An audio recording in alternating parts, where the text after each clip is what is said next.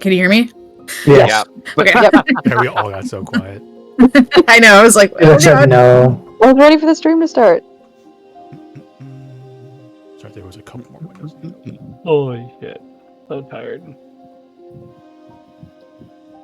Okay, so before we begin, I just have a spiel. No, I can't find the window I just had for the spiel. Fine. Where are you at?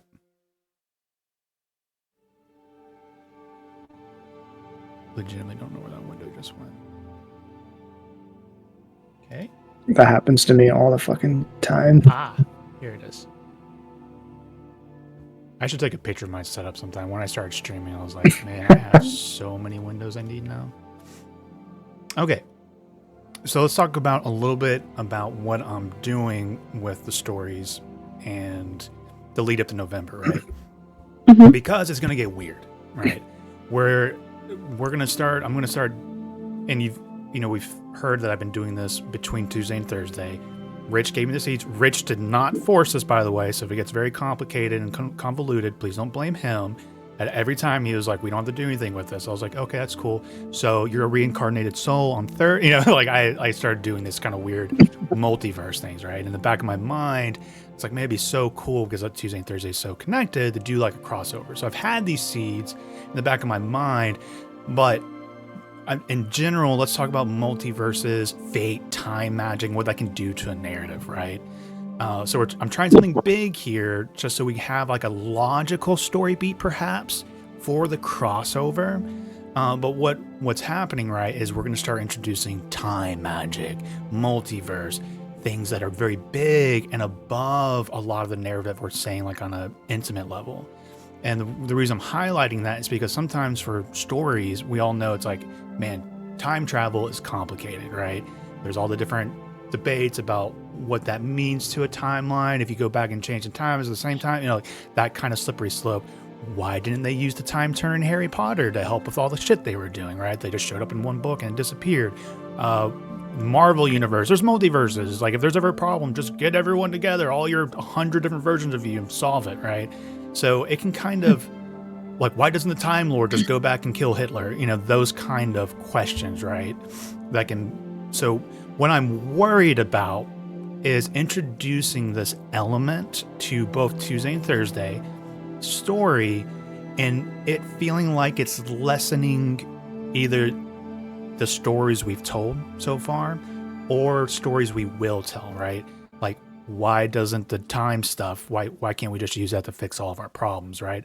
I'm worried that's going to lessen it. I did try and make internal logic for the story that, there's reasons why, right? But I wrote a one shot, right, in the last week with seeds I've had for a long time, but I'm not spending a year writing a book and finding all the loopholes and all that. So the biggest disclaimer is, in the ideal situation, we're going to do this. We're going to have the crossover and it's going to feel natural. It's going to feel perfect. It's not going to take away from any of our past experiences. But if it does, right, if it feels like, man, this makes me feel like it's taken away from my character's story because, there's all of this stuff that could have just fixed these issues, right? I would rather turn all the thing we're about to do into a fever dream, right, instead of narrative lore, right? So essentially everything I'm going to do, because I'm going to break a lot of things, is that you all as a group collectively have the choice to go, we actually don't like this for the narrative that we've told so far. Can we just make this the fever dream that we all wake up from the dream of meeting these crazy characters from another universe, right? That is always an option.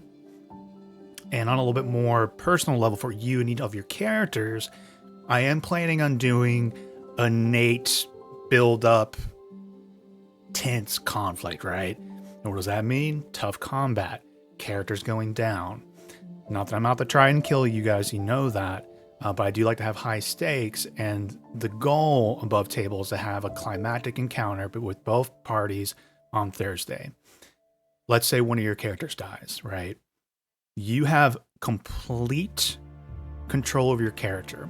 If you felt like, man, we forced this giant thing because we're trying to do this cool crossover in November, my character died, I don't like it because it doesn't feel right because it was such a forced thing, right? It's like dropping a one shot in the middle, as I keep saying, and then if your character dies, like, well, it felt forced. You're allowed to go, hey, that was cool. I'm fine with that being the narrative, but my character dying in that didn't feel good. Can we maybe retcon that? Essentially, all of this I'm about to touch on can be retconned, whether collectively or individually, because it really is something I'm forcing into the narrative, right? For your enjoyment, right? I think this is what you guys want for the crossover. So I know that's kind of messy, but things are going to get messy. I'm going to try and keep it clear as possible. But if you don't enjoy it from a narrative for you and your character as a collective, please speak up. Please let me know, and we'll adjust it, whether it's a retcon or turning it all into a fever dream. Okay.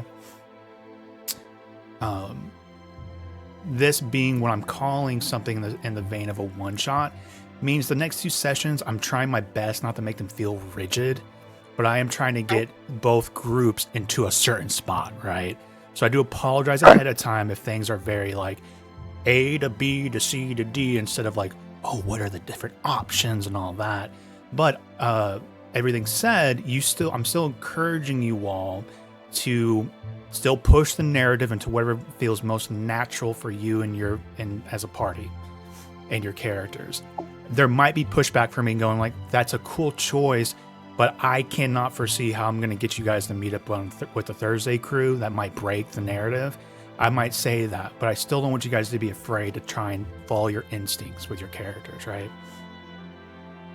As far as like the multiverse time travel-y stuff, I don't know. Obviously, like I don't know how you're gonna get us there or do that, or like what the mechanism is for that. But like it's always possible that could just be like the way that happens is something that can't be replicated. Like that's what I was thinking too. The thing that happened with Shion like can't be replicated. Yeah. That was some crazy one-time thing, and like we already have kind of the idea of multiple strands of reality. Like we already kind of know that exists, but they're not accessible to us, and therefore I don't think, at least for me, that wouldn't feel like it cheapens the story, like the narrative or the story for past or the future, because these are things that are so far above us right now. Yeah. There's things in the that I did try and build those, like, you can't just abuse this into the narrative, right? But it's just more the disclaimer. It's like, it's there, and if I'm missing something that you all see that still feels like it's cheapening the narrative, just holler at me, right? Right. I think we're going to be good, but I just wanted to have that upfront conversation because we're doing something very unique, and I'm pushing the narrative in a very abrupt direction, and it might not feel good. I think it will, but you never know. And you guys, say, just go ahead, Rob. Sorry, no, when we first started, it was a long time ago, but you had mentioned, even before we started with you, wanting to open up this campaign into something like this, like a broader perspective, like almost like World Tree-esque, like branching story. Yeah. And that's always been on my mind, so I feel like, at least for me, this is going to work pretty seamlessly. Yeah, and that's why we're doing it too, right? It's because we've planted the seeds already, right? Through Victoria, Shion, and Aaron's story. And you're right. I definitely had this back in my mind. I definitely imagined it, right? Usually we're getting to this level. I'm like, this is the epic level stuff, right? The 15 to 20 level, like things are getting weird. Literally, it's happening on Monday. I'm getting weird with them. They're literally traveling to, like, they're in the Forgotten Realms. They need to go to Greyhawk, a whole nother D&D setting. So I'm okay making. I love that stuff. I love Greyhawk. I love the stories, right? When it's at least at the beginning, it's like you start off with the farmer, right? But if you start off with the farmer with a lost sheep, and you realize there's time manipulation, is this the same timeline? Things are just a step too weird, right? So I'm doing it right in the middle, which I'm like nervous about, but it makes sense for what we're trying to do on Thursday. So I'm like, this is the time to do it. I think this feels natural, but it's gonna get weird, right? So Nate, would it be right to say that your main point is obviously, so we can do this crossover thing and not have it feel cheap, you are narratively forced to take away some of our player choice and agency. Fine. And because of the fact that that's required to do this crossover event and have it not be cheap, you want to make sure we know that we can choose to wipe any of it out and not have it stay canon. But hold on, because we're about to go for a ride so that 9 silly people can play in person in 4 weeks. And I trust you all as players. That's 100% agency was a very concern, right? Because, when we sign up for one-shots, I'll try to keep this concise. I'm sorry I'm talking very quick, but time. It's like there's a kind of unspoken thing. It's like, Lauren built the one-shot. We're not going to get into our game like, hey, you guys need to go get the crystal or whatever that, that object was. And you're like, you know what? We're going to go over here and we're going to start an end, right? You guys are considered enough players that I trust you on that to be like, okay, we're all agreeing. It's like a positive meta, right? We're doing a story together. So, but I just wanted to be clear that that's the vibe that I think's going to happen. It's like, this is going to feel like a one-shot. We're like, all right, we're in this together. It's going to be a little railroady, but we know that's a part of the experience. So, MDM has always been in over their head. Some people take pride in them. Like, oh, you gave me this one shot. Well, I'm not going to do it. It's like, why are you here? Right. I will one time. Go ahead, Rich. I was going to say I will one time sincerely apologize to anybody who doesn't like it, because I came up with it during the whole move to cam, and like at any point I'm also cool with wiping any of that out, so we don't ever have to do any of that stuff. And actually, just touching on that real quick, the other thing I wanted to address with it is that the story is going to center around, as you've been hearing me saying, around Rich's characters. It's going to center a lot around Aaron and Victoria Shion and their story, right? So I apologize if your characters are not going to get a lot of the narrative spotlight, but the good news is we hopefully will get this done in 3 weeks, but it's going to be the nature. We need some more Aaron in our life. Yeah, I was going to say, we all have had plenty of spotlight, I think. Yeah, exactly. Like, this is Aaron's backstory to build. Yeah, no, this is great. But yeah, I think the other thing too is like what Nate is saying. It's like he's like looked at every angle to make sure there aren't these huge potholes. But if you see the Starbucks cup on the tavern table, mind your business. Okay. Yes, I agree. That to make that joke. Man, they forgot to change out this spaceman like skin to an orc when they made like Nateville 3. Right. And it's one of those things too. I'm like, I totally understand what's happening. Yeah, I'm the DM. You can trust me. I know how the logic works. Wink, wink. It's like I think I understand how it's working. You have 3 other DMs in this channel right now, so. Hey, I DM'd like twice in my life. Okay. You have 4 other DMs in this channel right now. It wasn't good, but I did it. All right. So thank you for listening to my spiel. But shall we talk recap? I guess any above table questions before I get to recap. No. All right. Wait. No, because it'll probably be covered in the recap. So yes, go ahead. So we had the last session. It was the aftermath of. I'm going to ask. For my own brain, Tim, can you change the vibe? Because I really do, when I think of you guys, I look at your names and read it off of Discord. Yeah, of course. You can do Vi chosen 100%. But already ruining my player agency. It's fine.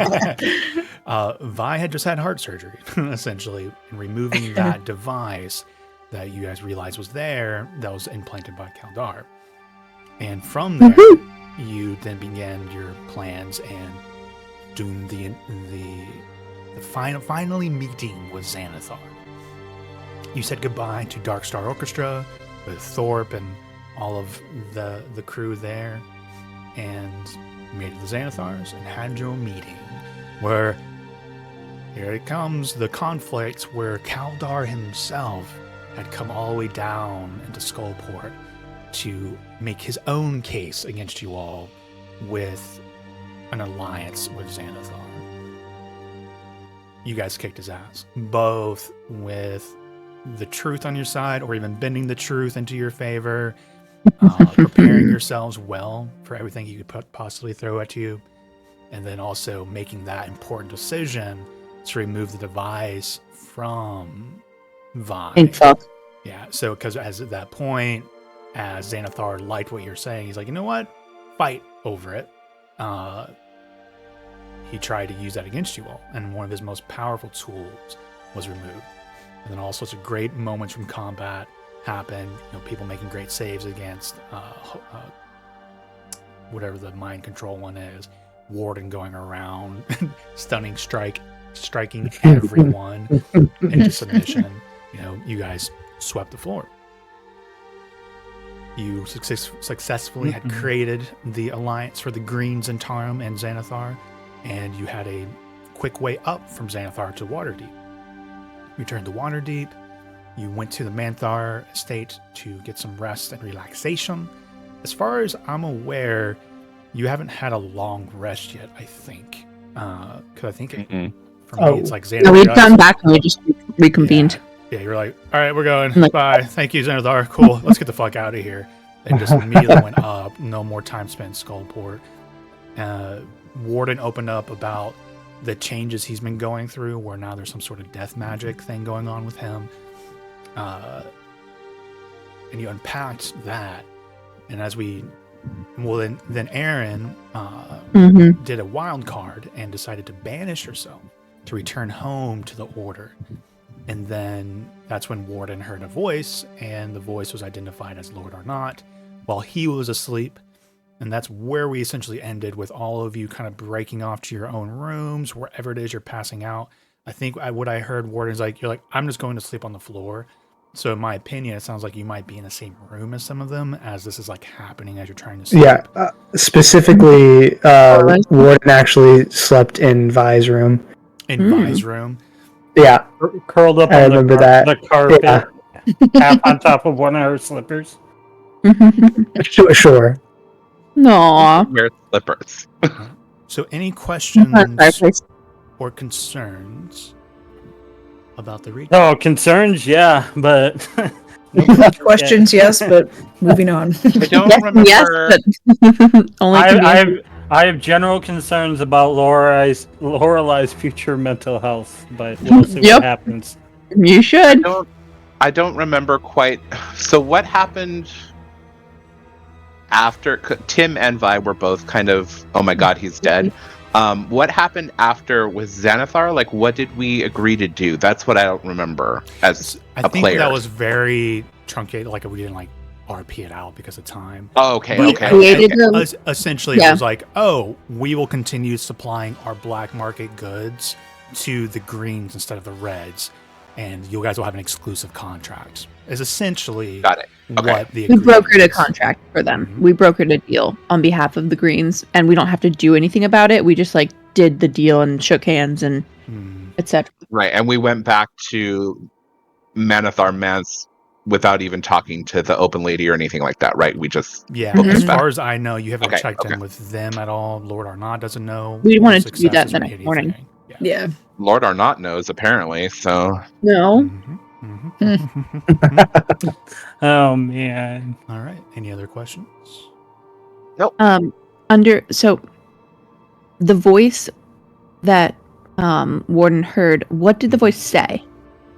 If I remember correctly, because I just listened to it, but I'm not going to get the exact wording right. I think it was something essentially like, "Oh, you're finally awake." Right, that was it. Awake. Time. Yeah. There's something along those lines. I was wondering when, I think, was something. Yeah, I was wondering when. Yeah, something like that. When you'd wake up or something. Yeah. Okay. Like, pretty much that. Oh, look who's here. You know. Ha ha ha. Oh my god. Oh my god. It makes all the sense now. Nate has brought us. Okay. Except there are no monks or warlocks in Skyrim, so how'd that work out? You can or Khajiit make great monks in Skyrim.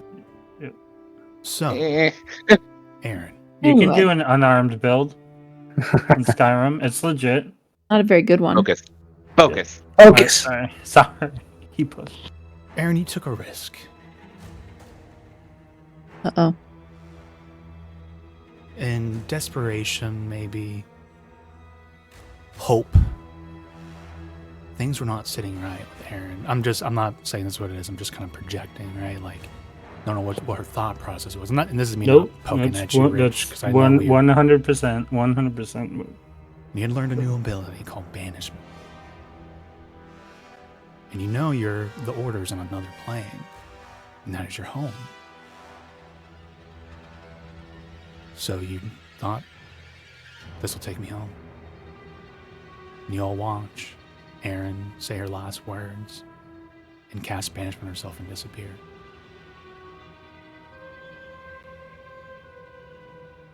Erin, I need you to make an intelligence saving throw for me.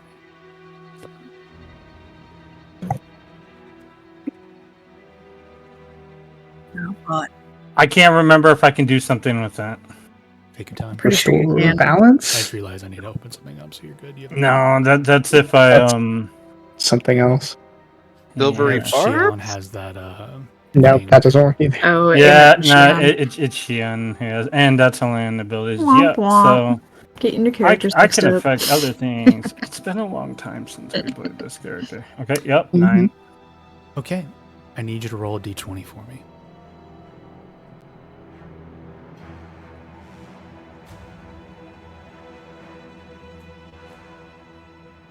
Okay. I need you to roll another d20 for me.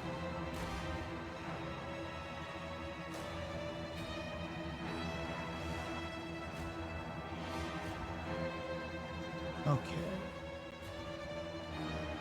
One moment.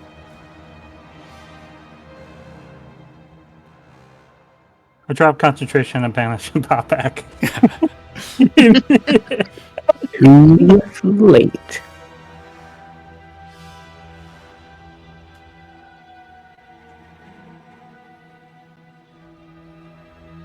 Okay. You appear in a storm. But this is no ordinary storm. This is a psychic storm. Your mind is immediately buffeted.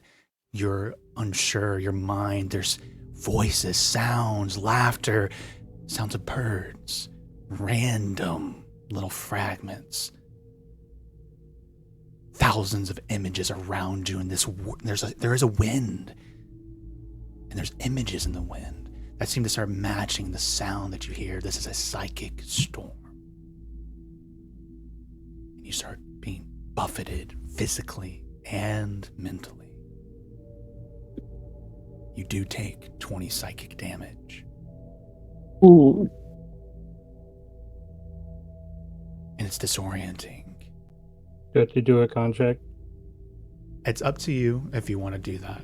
Obviously, this is all part of the narrative. No. Yeah. I'm just sorry. Being a dick, it's been too long.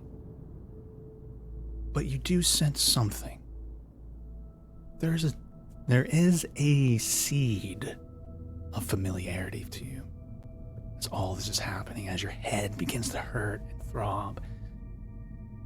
And you realize you're floating in the storm, flying, levitating. What is your intelligence score? 16.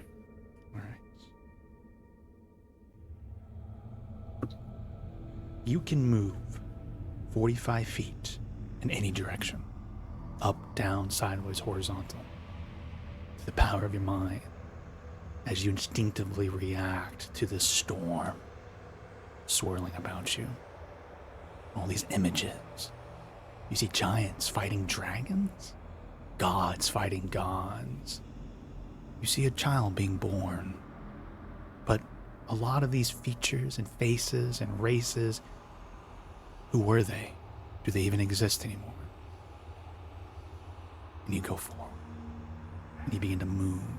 You begin to fly, trying to get away from the storm. Because again, something feels familiar. You've been here before. One of the d20s you rolled, you make it.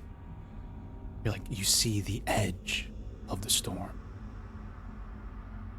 I'm free. There's the edge.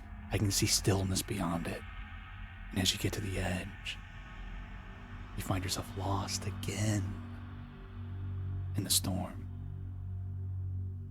In a normal case, I would make you roll 2 d20s again. But you spend hours trying to escape from the psychic storm. Eventually you do. You finally break through the wind and the images as you fly out of it, dust clinging to your person behind you. You hear the myriad, all the different voices, 1,000 different languages. You find yourself in the heart of the storm.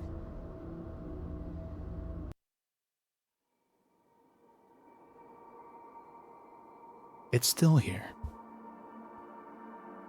It's peaceful almost.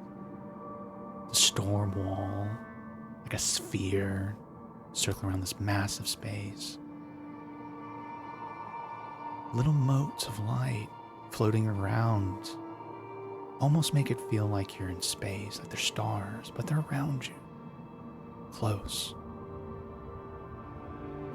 There's beautiful myriad of colors in the stillness of this space, almost like a painting in the center. Because, it's again around like a cage is the storm of its own colors and violence. But in front of you in the center is a painting of colors. In the middle, in the center of this painting and these floating lights, is this almost awe-inspiring crystal. Diamonds, a floating mass. But you recognize it. This is no ordinary crystal.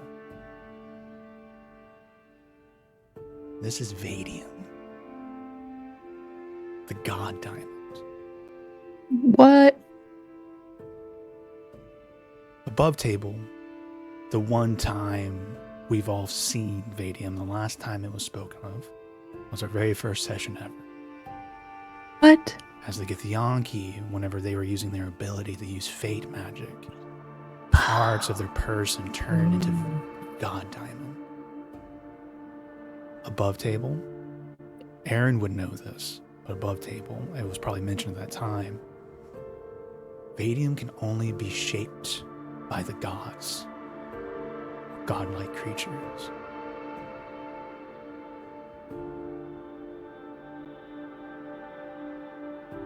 This floating mass of it, 1,000 feet long, 2,000 feet long, it's hard to tell. As you look at it, it's almost like looking at clouds in the sky. There's a shape to it. Are there legs?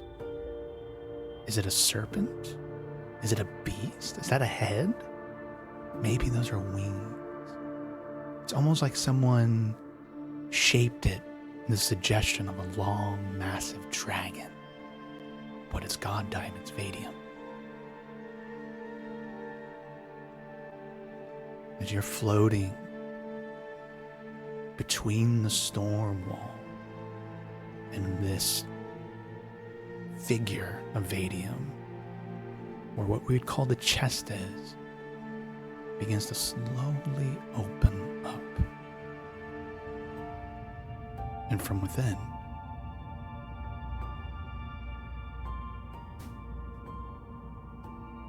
the last Stardust. Oh. Get the shit out of me. Oh, shit, you gave me chills.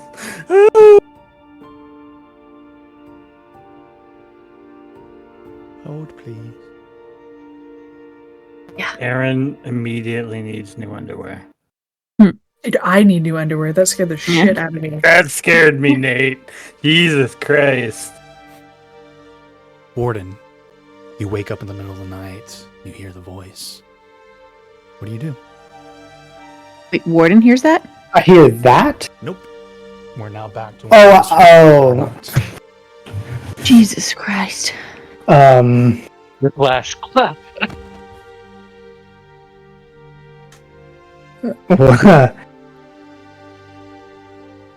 Is it like into the night? Was I asleep? Was I woken up by this? I can't I would remember. say you were asleep, and it woke you up. Well, the warden is going to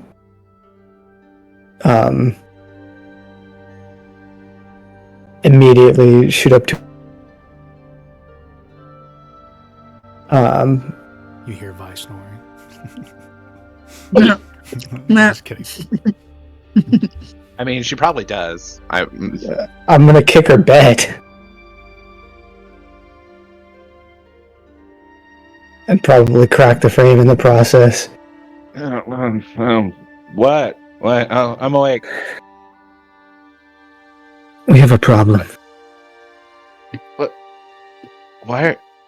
Why are you in here?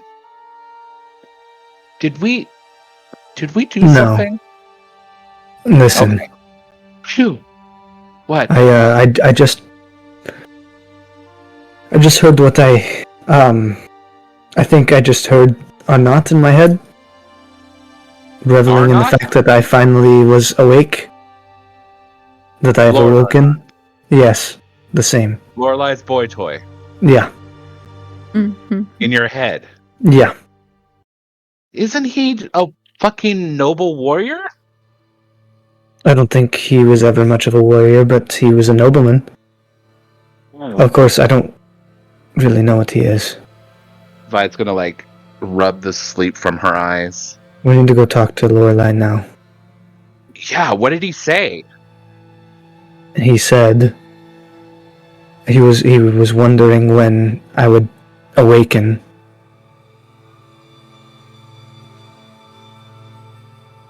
Are you sure it was him? Positive. I mean, It was his you voice. didn't- Okay, but things can imitate voices. Is this really the time to be skeptical? Not necessarily, Warden, but I mean, excuse me. You had an experience. There are a couple of gods interested in you. I'm just saying there could be another explanation, but Well, yeah, let's go we need to figure talk it to out. Come Lorelai. on. Okay, God. And she's gonna follow him, I guess, to Lorelai quarters. Sweet. Is Lorelai's door locked? I mean, yeah, probably it is. Kicking that motherfucker in. It's been pretty, I mean, you could, what are you gonna do? Kicking the door in. There's this thing called knocking. Nope. She Not says time. angrily as she, Her door is like she- really thick and heavy, right? Wasn't it? Warden yeah, is a it's monk. like solid wood, like Warden real is a solid. monk. He wants to make a point. Cha. Roll an athletics check if you want to try and kick What's your it out. athletics? Oh. Sorry, Nah. it is strength based. brute His force. weakness. He's got no special because he can punch like You know, things to death. to be No. fair, I will allow dexterity check because I do love the idea of the monk that can break wood, right? Dexterity check. Not kicking the door in, right, but like breaking Right. the lock. Yeah, I am- maybe Let me- to like yeah. unlock Exactly where the lock It's a is high on the door, DC, Yeah. precisely. right. Dexterity. He can qualify. Yeah, just do a dexterity check.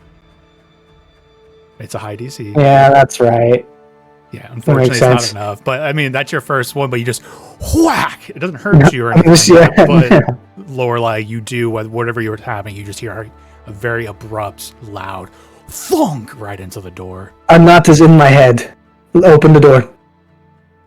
So There- you hear There are like other a ways to knock, Warden. muted cursing, and Lorelai shuffles to the door very quickly and opens it up, looking very, very perturbed in her elaborate feathered nightgown. And Feathered. you've seen those like somewhat like see-through nightgowns with like the feather lining at the bottom and like around the cuffs Oh, and and stuff. the Like the cuffs, I yeah, killed my uh-huh. husband robes. Yep. Yep. It's definitely like a 50s I killed my husband robe. Nice. I want a 50s I killed my husband room. So do Great I. robes. What in the world? You could have just knocked. Ushers you in. Vi's gonna look over Warden's shoulder and give her the cray right now. Not is in my head. I was sleeping, it wasn't a dream. I know dreams. Okay, what did he say? I mean, you do realize that he and others around him can cast sending, right? He's done this before. Oh yeah. He said he was wondering when I would awaken. Okay. That's You- That's and weird. you not were strange to you?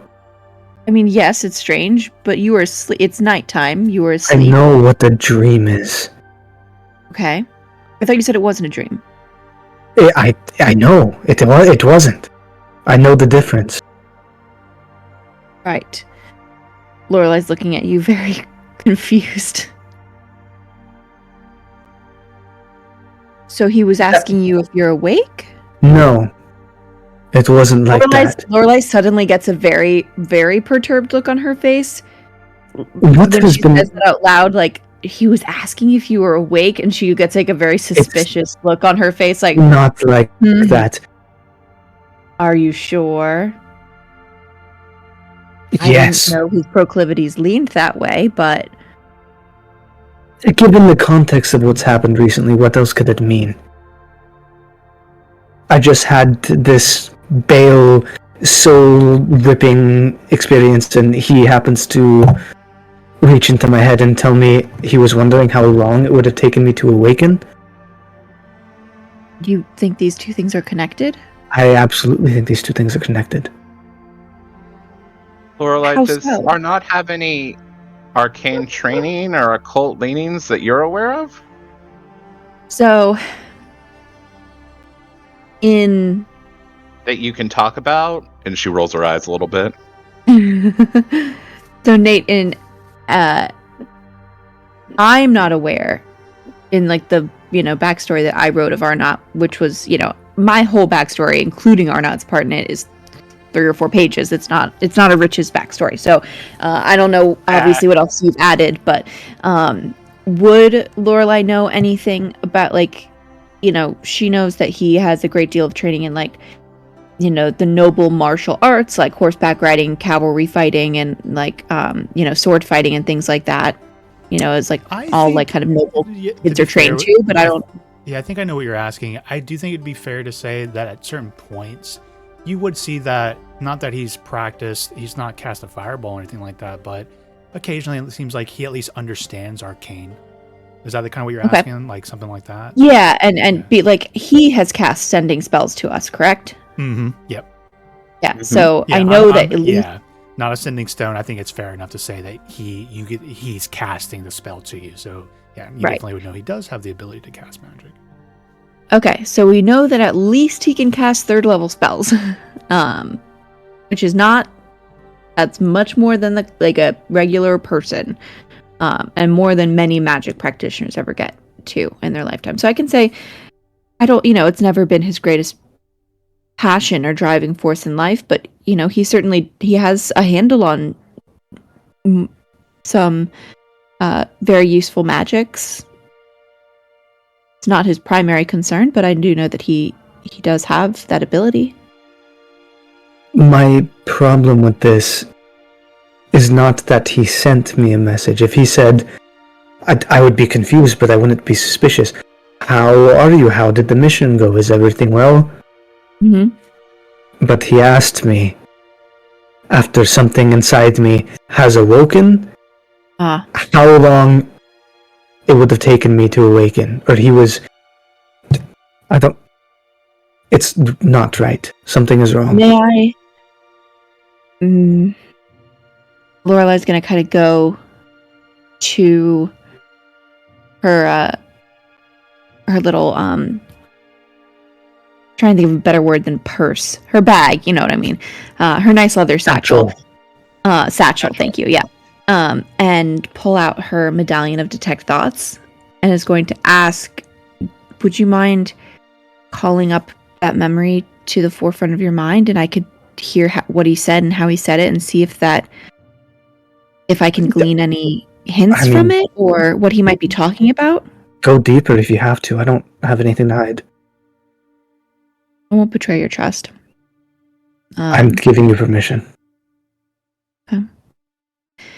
Could I use the medallion to try and find that memory and see if I can...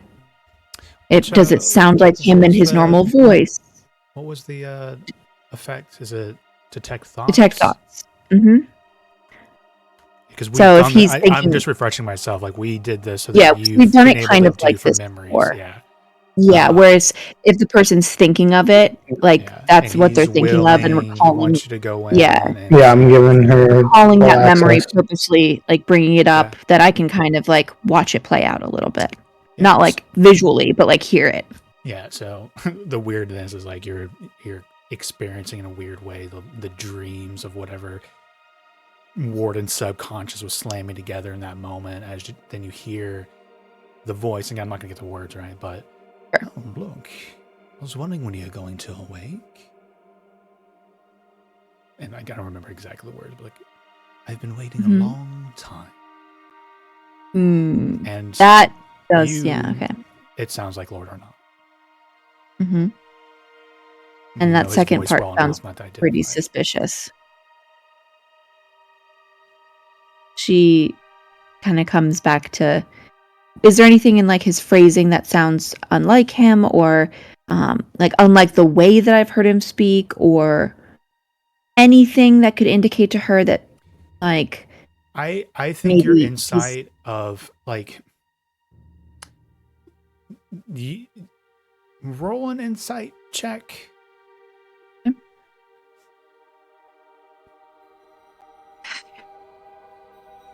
It looks like Hiromi has entered the scene. Just building off of, I do think in Lorelai's mind, it's like these are weird statements that come from Lord Arnott to Warden William in the middle of the night. Yeah, that it's strange. Like I do think to you, there something does seem a little odd about it, but it's Lord Arnott, or the voice is Lord Arnott. Yeah, no, I think what she's looking for is she's looking for like a reason for this to make any fucking sense. You know, she's like, this is really weird. 16 and like, it's just like you did have conversations that he let's say this with the roles and stuff, and just a refresher because I don't remember how much we all remember, right? Yeah, I remember our conversation. Did come to you at some point and go, tell me about your friend William. Yeah, I do believe the context of that conversation was that William was spotted talking to a noble of Waterdeep. And at that time, Lord Arnott found that very odd that this wanderer, this adventurer, who just seems to kind of not care about these things, had a very animated conversation with one of the nobles of Waterdeep, which he found curious. That was at least that was what he presented to you as the context of the conversation. And, you know, I've also noticed several times through like insight checks and stuff like that over time, he's been very interested in Warden. I think another one of the conversations, because if we all remember, Warden William pretty much shoulder checked Lord Arnott at one point. And, he's been super aggro. Right. And so one of the things I think he talked to you about with him was like, what is his problem and where's his decorum? That was another conversation of his context of talking about him. Yeah. So those are the contexts. I don't know if there's anything I can tell you off of a roll that would connect dots that are not already there for Lorelai. Yeah. It is a strange behavior for him, though. I will give Lorelai that. Yeah. So Laura's going to kind of tumble, I guess, like she'll come back to herself after being like in your head and looking very kind of alarmed and confused. And she starts kind of pacing a little bit and just kind of like muttering to herself and thinking, no, it couldn't have been this. Maybe Well, that doesn't make any sense. And she's going to kind of stop and turn around to you. Have you ever had any conversations with Arnott that you haven't mentioned before that would put this in some kind of context? I mean, nothing private except, well, that wasn't private, but that time at the ball, whenever we had a sort of face-off over mannerisms, that was... Yes, that was uncomfortable, but not a reason for him to message you in the middle of the night. That's the only thing I can think of. Asking if saying you finally awakened and he's been waiting for some time. I mean, he's always, unfortunately, he's always expressed a little bit more interest in you than the others. I think in part because, and she's gonna gesture to Warden's general air of mystery. The fact that he kind of flies in the face of a lot of what Arnott thinks is, important ways of acting. But he waiting for you. I mean, what could he possibly have been waiting? Waiting implies a certain level of knowing someone. Like if you're waiting for them to do something. What does he know about you? She sounds genuinely, she's not like, this sounds genuinely baffled, not like accusatory. The only other time that I can recall something strange happening was what I figured was just me talking to my contact. He was watching me once at the ball. He and I had a conversation about that afterwards. He found that very interesting. And he's also very interested in your history with the Zentarum, but I don't know if you remember the conversation I had with him about that was that we just kind of floated him the half-truth that, members of your family had been killed by the Zentarum, so you hated them, and that was that. But he's always paid a lot of attention to you. Yeah, something is odd. She kind of repeats that to herself. Yeah, he's always paid a lot of attention to you. Right, and so we're obviously glossing over the messy, simple reason for this. Lord Arnott is obviously enamored of Warden. Lorelai, I'm really sorry. Would you like Ruby and I to beat him? That was when Lorelai laughs a little bit. Well, that was when I mentioned his proclivities earlier. I mean, generally, when one messages someone in the middle of night asking if they're awake, there's a certain context to that.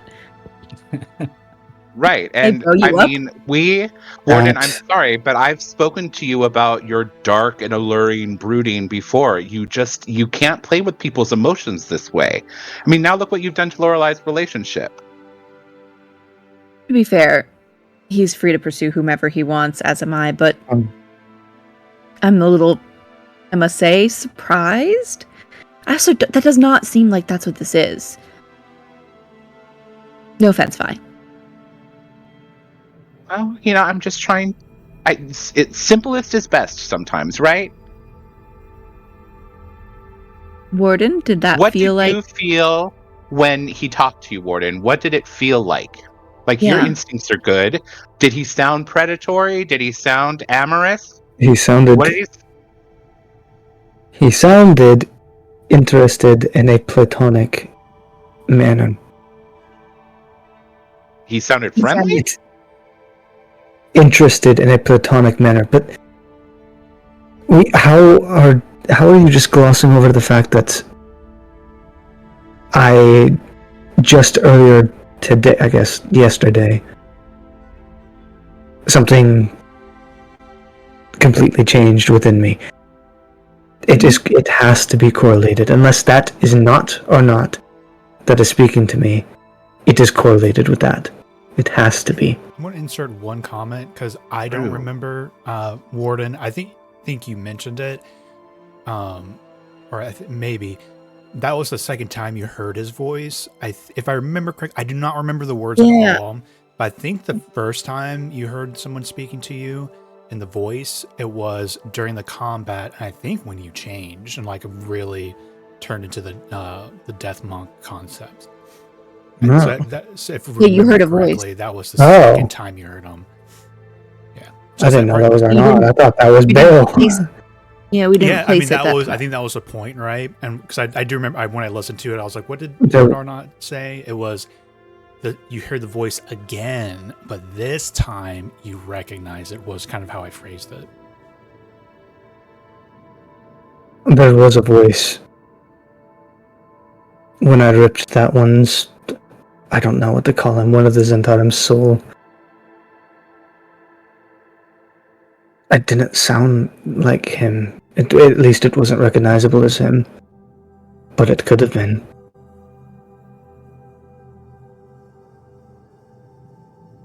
So he was somehow aware That I your- did that, yes.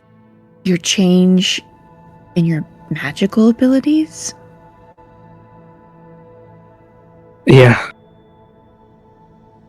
Lorelai kind of like stops pacing and sits on the bed with a little bit of a thump next to Hiromi. Vi, do you have any spells? So confused. I do, actually. Do you have ascending? Do we? I mean, never mind. Lorelai wouldn't say that. Well, I was thinking more of talking to the Lord of the End of Everything, our patron Jergal, but I can also do ascending if you'd like. Can you do both? Jeez. Yeah. What would you like me to do first, Warden? Obviously, if it is him, he's not scared of me knowing. So I don't think it would harm to send a message. Would Okay. he believe that you would tell us? Like Vi? Would he? I don't want to. Don't get me wrong. I'm sure there's some explanation to this, obviously, which you can all tell Lorelai's kind of trying to convince herself a bit. Yeah. But I'm sure there's some explanation for this. Yeah, But it doesn't that's what we're hurt for us trying to together. discover. It doesn't hurt to gather information from other sources before going to the source. The more information we have, the better we can enter into a discussion like this. We always want to have the upper hand in a discussion. She seems to kind of just be like trying to psych herself up a little. That's fine. Let's talk to Jugal first, either way. If you think you can Okay. get something out of that. Well, that is entirely up to the DM now, isn't it? DM, I would like to ritually cast Commune. Commune. Yeah. All I need Cool. is incense and a vial of holy or unholy water. I guess in Jergal's case, it would be both. Just reminder: it's yes or no questions. 3 yes or no questions. Okay, so It's so funny. I don't think Vi I've is noticed before. going- You have a minute to ask all 3 questions. I'm not gonna punish you for that, but I actually just noticed that. You must ask your questions before the spell ends. It's like you have a minute to be like, hey, so I'm- how about I'm- this? Okay, how about this? You know, I'm bringing so a just- fucking hourglass. okay, so Vi is going to sink to her knees, facing away from the fire, so it kind of casts her in shadow. She's going to pull the cowl of her cloak over her head, and a silence is going to just settle on the room. Like, as she breathes in and out, like, the outside sounds, the bustle of the manse just fall away in this room. And she's going to take the incense and light it. And she's going to take one of her small vials of holy water and sprinkle it in a circle around the incense, and it ignites in that same gray light that you now, at this point, should understand is the signature of her power and her gods. And she's going to breathe in the scent of the smoke, and as she exhales, Roll a the wisdom smoke check. exhale. Oop! 10 or higher. Mm. Wisdom check. Yep. Yes.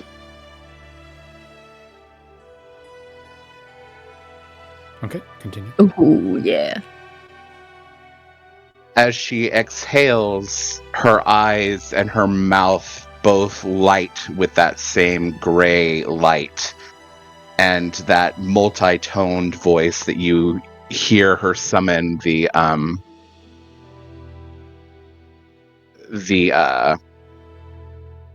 spirit guardians with issues from her as she asks her questions. If you rolled below a 10, he was going to get onto you for missing some of the finer points of the ritual. See, that's why I love my boy. So Vi is going to speak these 3 questions quickly because she has a minute. Lord of the end of everything. Does Lord Arnott possess ill intent towards Warden? Is Lord Arnott enamored and lustful towards Warden? Really? Is that one question or 2? Does Wait, pause before. Slow down. Start over? Again. Oh, right. So let's just start. I'm just making fun of you too, because you did ask all the questions, and he's supposed to be going like no or yes. So you're gonna ask all the questions. He's gonna be like yes, and then it's gonna be like to what? Which one? Like okay. No. So first one. What did I say? Does Lord Arnott harbor ill intent toward Warden? Yes. Is Lord Arnott in lust over Warden? Yeah. Wait. I wanted to be yes so bad. I wanted to be yes so bad. No. Wait, what kind of ill intent? Ask him what kind of ill intent. That's a yes or no Yes or question. no? Does Lord Arnott serve Baal? No. Fuck! Who did? And as she says that last fuck, the like light and the smoke just like issues from her mouth and eyes, and she starts coughing. That was an A- on technique. Keep up the good work. Thank you. Oh, I made myself cough in real life.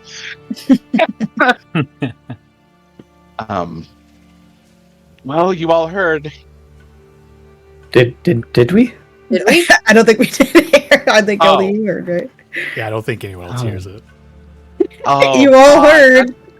Damn it, Nate! That's gonna be I mean, harder to like. To be fair, I mean that's Lorelai. that is your choice, Tim. No, they That's wouldn't weird. hear. They wouldn't hear. You're right, because it's commune. It implies that it's like a. Like I don't mind. Yeah. It's up to you commune. because I don't mind a voice coming in and speaking out loud, right? It's up, but like we'll just Yeah, keep I it mean, that was consistent kind with of your my- choices. If that's what you're Yeah, if imagining, you I'm don't totally mind, okay I- with that. Yep. Yeah, if you don't mind that, because I imagine her as like it's like an oracle type spell. You know what I And you mean? all heard Right. him give her an A-. So do with that as you Nice. Wow. Could be worse. You did hear him Well, I say, was "Keep up the very good work." I will throw that out there. That's the Yay. most important thing out of all this, by the way. Sorry, I'm Yes. Well, it's him. very Star. upset. Ill intent. What? Why would he harbor ill intent? You've never done anything. Have you ever done anything against him I've been other than Quite being rude. unconscionably rude? okay. That's a little bit of a stretch. Is it? Just a little rude, yeah. I kind of deserved it. Did he? It's being creepy, yes, he definitely did. Anyway, what my first thought is he faithful to the Greens? Oh, I should If have he's asked not- that instead of the lust Oh. question. Yeah, maybe you should have. Oh, Hero me nods in agreement. What is a direct conduit to a god if you don't get your burning questions asked, Warden? Cut me some slack. You got what you needed to know, that he means to do you dirty. but not in that way.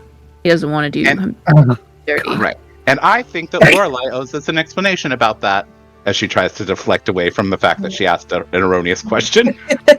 I'm sorry. I'm sorry. What explanation could I possibly give? I mean, okay. Do I, He's your man, boo. DM? Do I know anything about why he Arnott might harbor ill intent against William?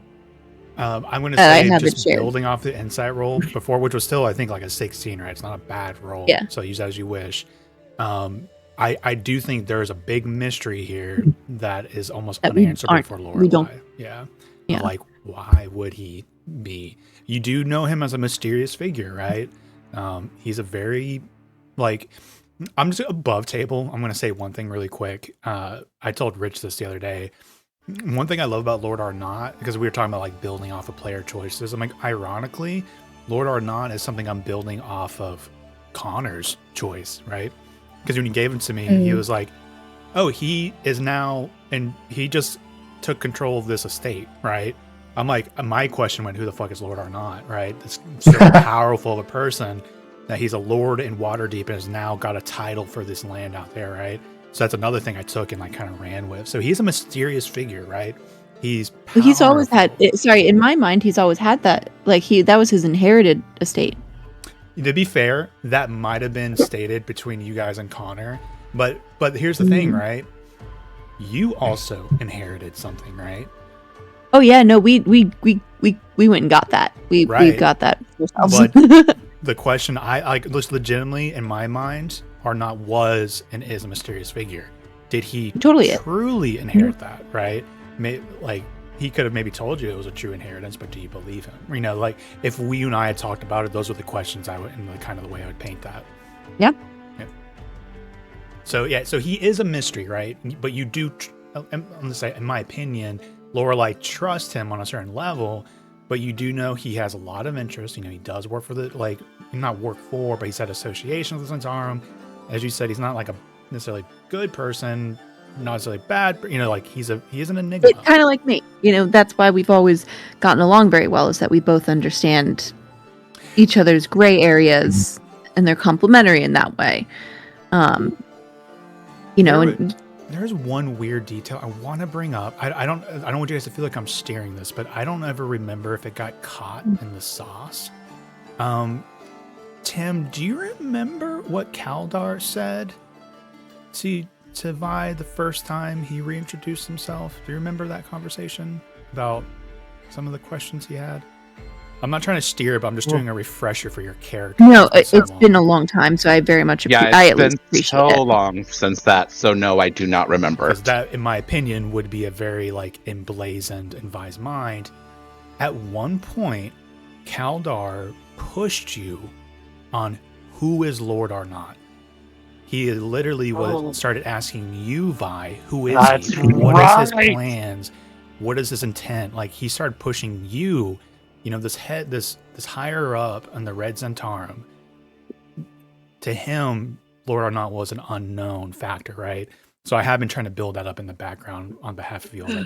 Like, there were like, wow, Kaldar doesn't know who Lord Arnott is? Like, who the fuck is Lord Arnott? You know, like that stuff was there. Yeah. Yeah, I remember. Yeah, and he was asking, and he talked about my history and like told you about where I came from, and that like he thought that I was some like you know, user, like that I was using you guys, just like I had used Arnott or something. Well, that was an interesting thing too. He knew so much about Lorelai, right, and all the ins and outs, but not a lot about him. Who the fuck is Arnott, right?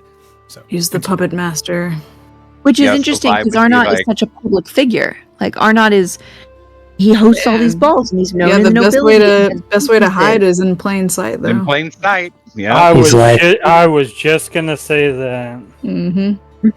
So you're not here, Rich. You're on another plane. Like, I'm sorry. Okay, standing. No, hey, talk and make comments because he's on the No. You know what? They ruined it. I'm muting Mike.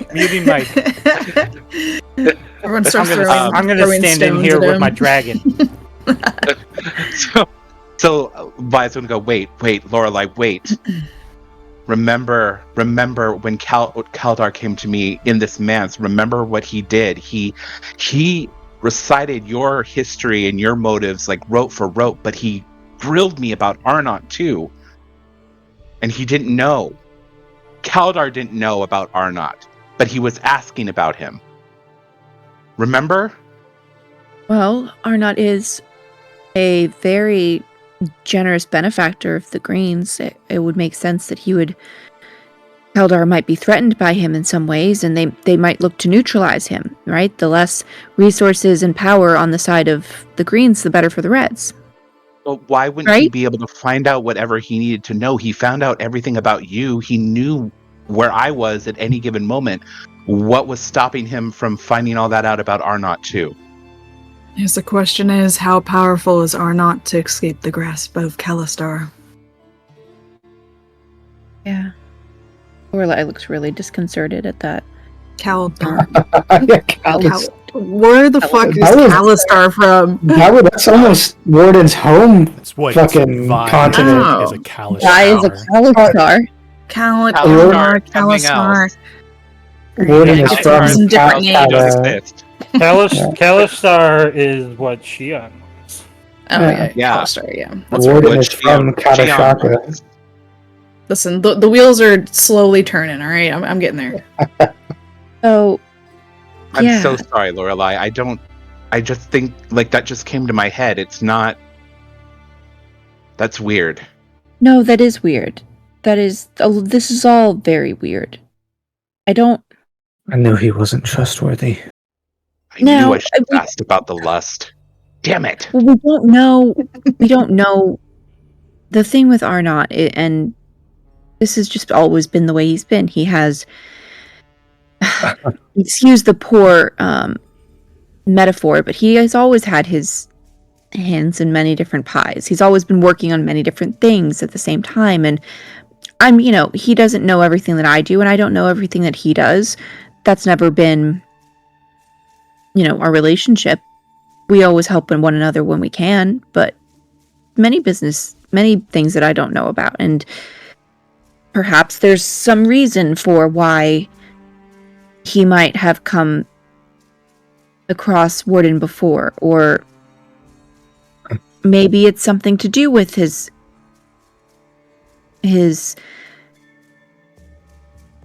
she's trying to find a better word for enslavement and torture. Can't think of one at the moment, of his history with the Zentarim.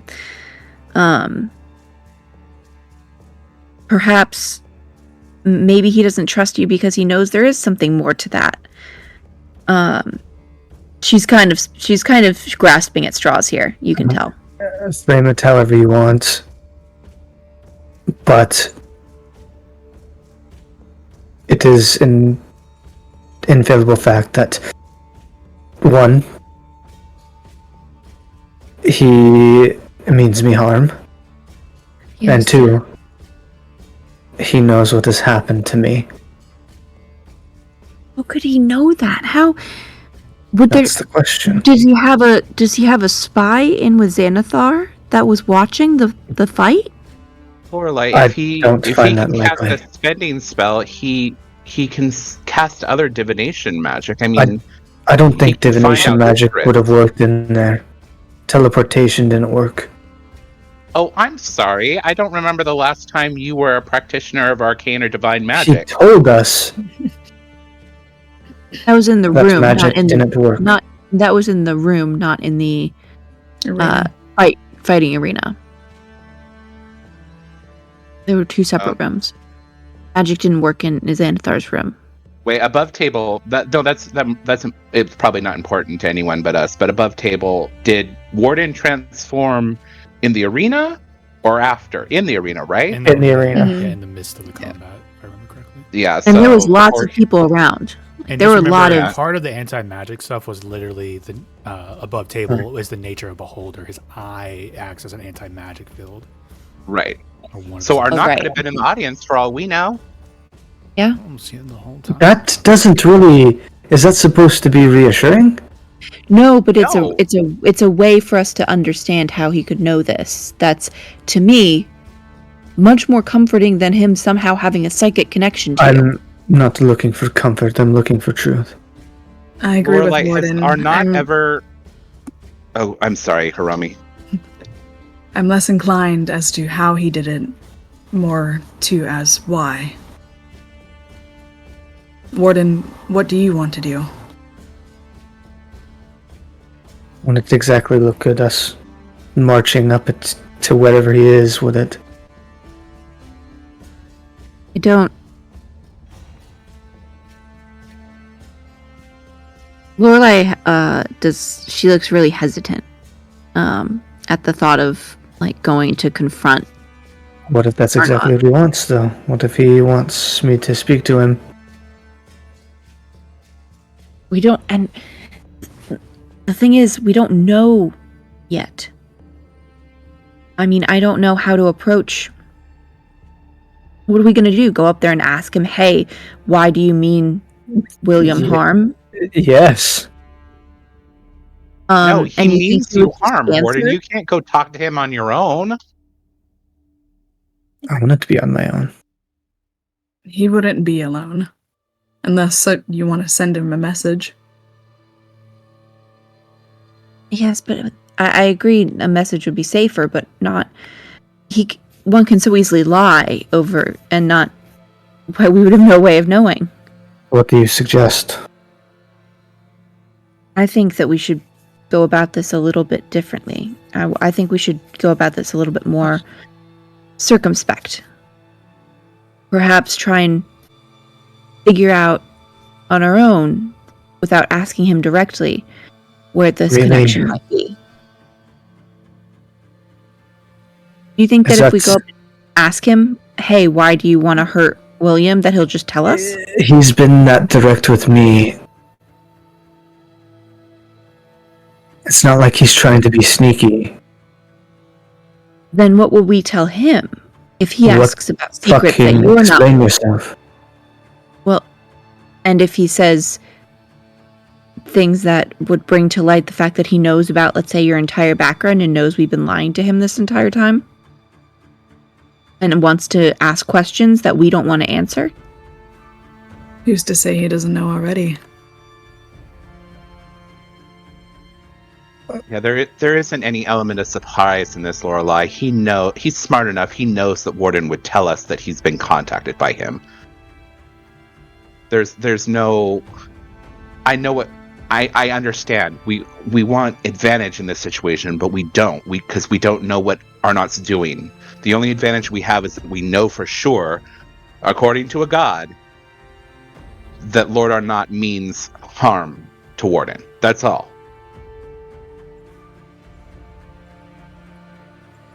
You said ill intent, not harm. But I'm not there. I'm not there. We did say ill intent. Well, you know Vi, she's going to take it like...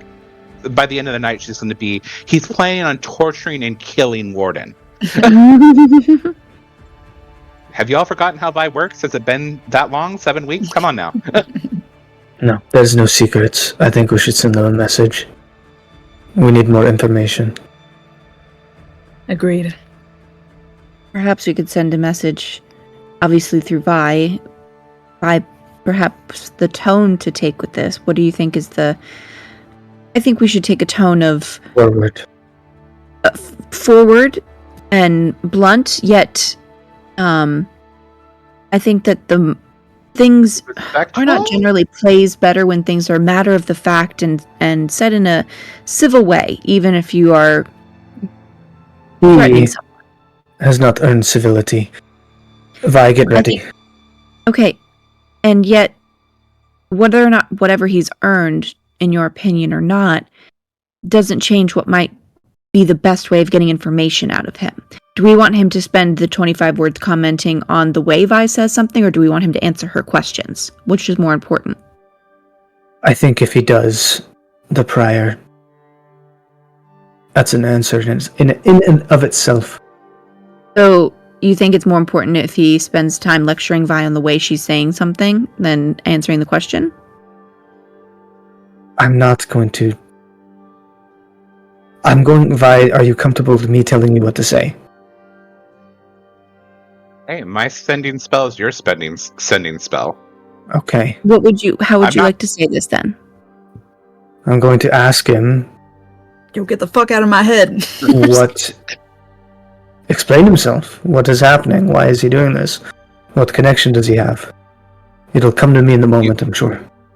You have 25 words. Don't forget that. Yeah, I don't even plan on using all of them. Oh, wait. Let me make sure. I don't know if I have... Hold on. A third level. Yeah. Oh, no, I do. Okay. That's right. I didn't get a chance to cast. Should we Those finish cover our his rest wound. before we get into this, in case it triggers Is that something? you saying that because you're concerned or because you don't want to hear what he has to say? No, I very much, Yikes. I Warden. very much want to hear what he has to say. And Lorelai looks a little angry actually at this.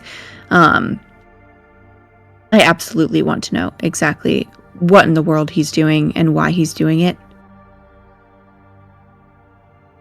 I also am cognizant of the fact that we have all just been through a great deal the past 24 hours, are not looking our best, and should we open a can of worms that ends up being something more than we're all expecting, we might not be in the best shape to answer that call right now.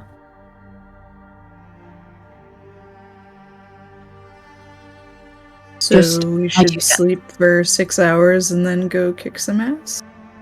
Warden, did you respond to him when he contacted I you? was asleep. Can you try responding to him now? Is the sending still... If he used the sending spell, you should be able to respond to him. That's true. Alright, let me focus on it.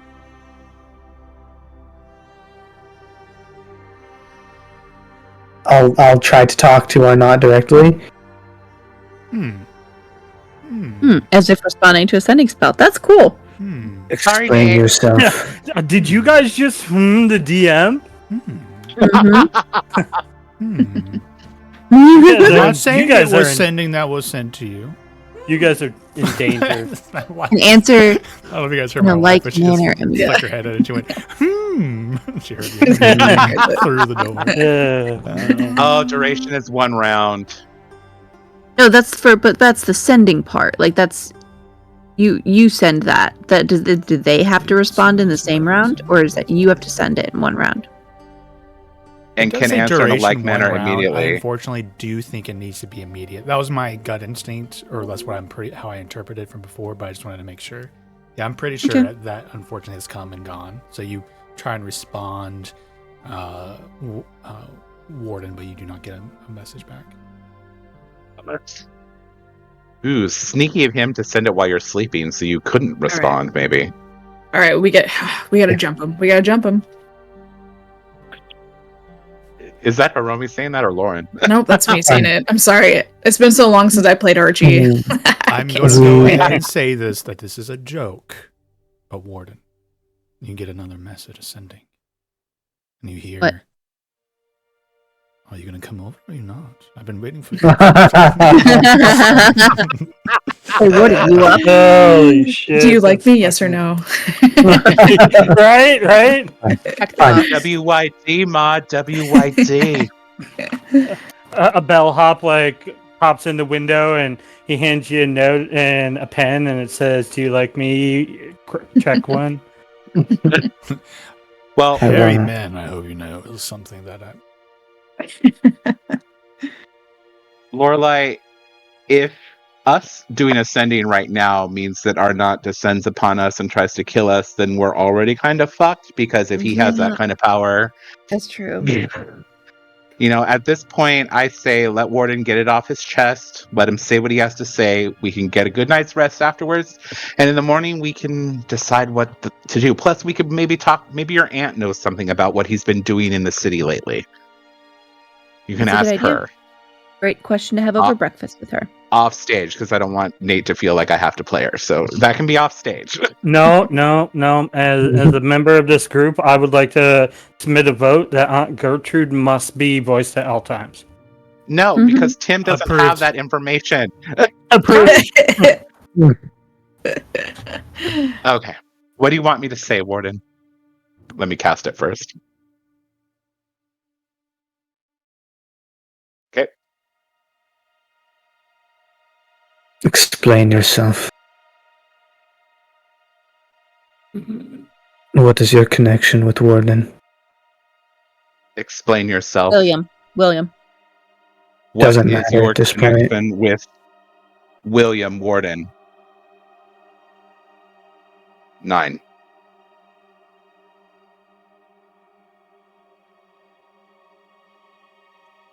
anything else? What ill What intent do do you you- harbor for him? Yeah. What is Where do your you ill know him intent? And where do you know him from? What is your connection? What is your ill intent and where do you know him from? 22.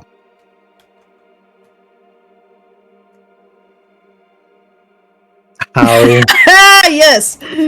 how no awakening? Is that 25? 22? Yeah. Yeah. What was the last two How things you no said? How? No. No, how no awakening. awakening. How no awakening. You got a caveman speech. Yeah, it's like if you Oh, caveman, it actually works man. better. And And also, since is she- Vi is sending explain spells, yourself. Jester. So since There Vi should is the chosen absolutely of be it a- all, she adds an extra word, bitch. So, There really should be a Explain feat yourself. that extends sending spells. Wouldn't that be amazing? That'd be Like +1 to awesome. wisdom and then more words. nah, Yeah. it was if like- we've for not to spoil it, but if we've learned one thing from campaign 2, sending spells are so entertaining. Yeah. Critical Role. I will never yeah. change that in a heartbeat. They're It's so amazing. fun trying to make it like work. the one that I was watching earlier today was the one where Jester, for the second time after learning sending to the gentleman, was like, "Hi, Dad." Hi, Dad. Oh, no, Yeah. Dad. Hi, You don't just come out with that. You don't come Right at the fucking dad. You'll play it cool. Hey, Dad. Oh my gosh. Jester's such a I forget which sending one it was, but when Sam was talking about having her, like, he's like, caveman, get rid of all the whatever it is. And Yeah. she's like, how are you? He's like, no. Oh yeah. Are you pooping? Sorry. Oh shit, Oh, yeah. Lindsay! I am so jealous that you get to go through campaign 1 for the first time. I wish I could do that again. Yeah, campaign 2 is one of my favorite stories ever. Or I mean, Okay, campaign 2. seriously. Yeah. All right. So Vi, you send the spell and you ask these words for word. Explain yourself. Correct, What's right, your Vi? connection Yes. with Gordon? Mhm. What's your ill intent? She doesn't editorialize, even though she wishes she could have added bitch, but she ran out of time, so it's fine. Okay. What was the second one? Because after explain yourself, there was one before. What is your ill intent? The second Go one ahead that and was slide. Oh, here. what is Aaron? it was what what is Warden your said. connection with Warden? Yeah. We cut back away to Aaron.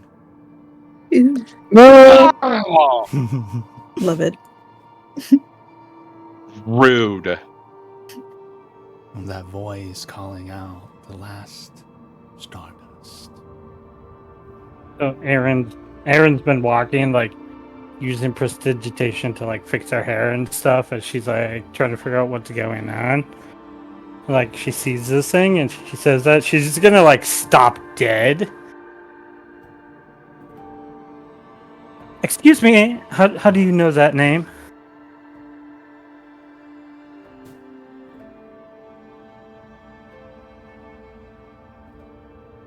I've known you since the beginning and the end.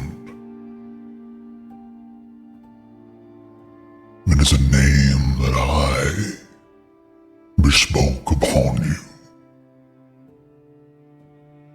a long time ago.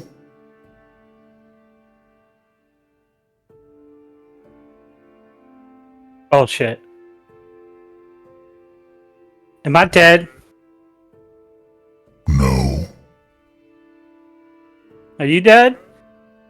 no, Am I drunk? yeah, no. Come, let us speak of You're gonna start beginnings muttering. and ends. Yes. Start muttering to herself beginning, and she's gonna internally be trying to rationalize this. Like, I don't know how. Victoria Oop. gave much for you to be here today, in this moment. Okay, that stops her dead. What? Shit. Yeah, that stops her dead cold. And she just kind of stares. Okay. She's sweating. We do not need to enter if you do not want. We may speak like this, if you prefer. She will follow him.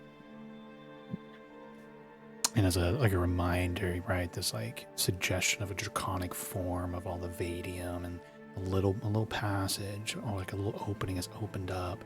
This kind of silver light shining out of it, like just big enough for you to go through if you choose to. Yeah, she will pause before she goes through and like kind of look at him and then like step in. There is a sense of again that feeling of familiarity in the psychic storm is stronger now. It's almost like looking at a childhood home that you don't remember that you were at, like as a baby, as a child, when memories were not completely formed and holding on to, but that feeling is strong as you pass through.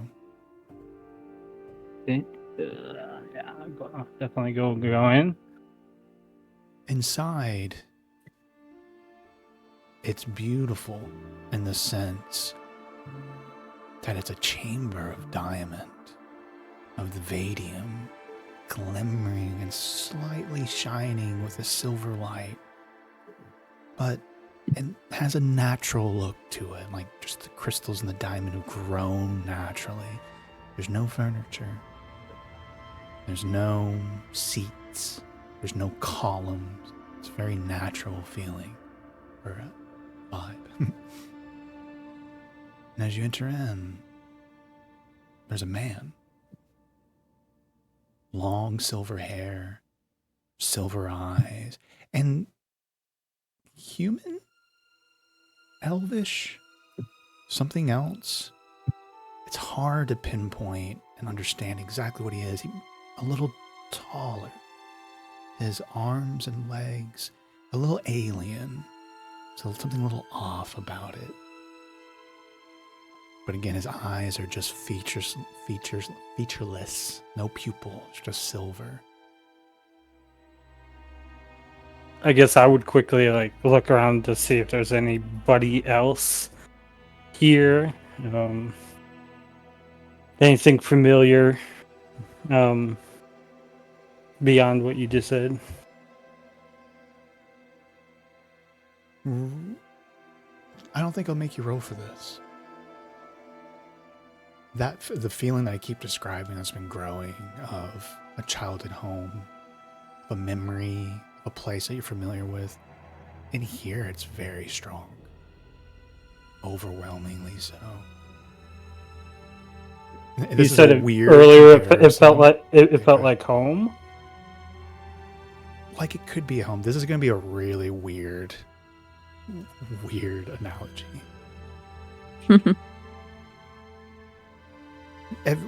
Us humans, right?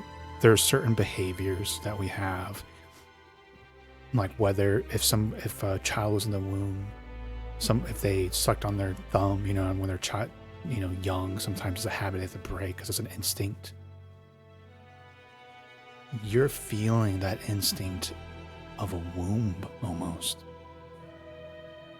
That comforting feeling, like it's almost like you can feel your body wanting to curl up like a little baby in whatever form or whatever your preferred position was when you were in the womb. That's so the like feeling you're like having. She was birthed here. Not necessarily birth, but that's the vibe, right? Like this is where I'm from. There's an instinct here of comfort, of motherly comfort, of beginnings for Aaron. I guess you find a place to sit down and just kind of. It's good to see you again, Aaron. The last Stardust.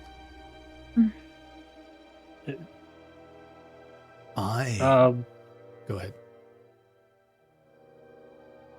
How do you know me? Why does this seem familiar? He kind of looks Where around. where are we exactly? Simply, we are on the astral plane.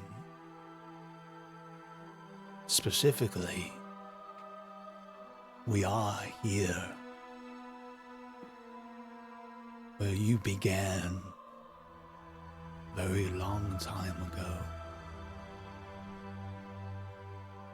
I wouldn't call you my child.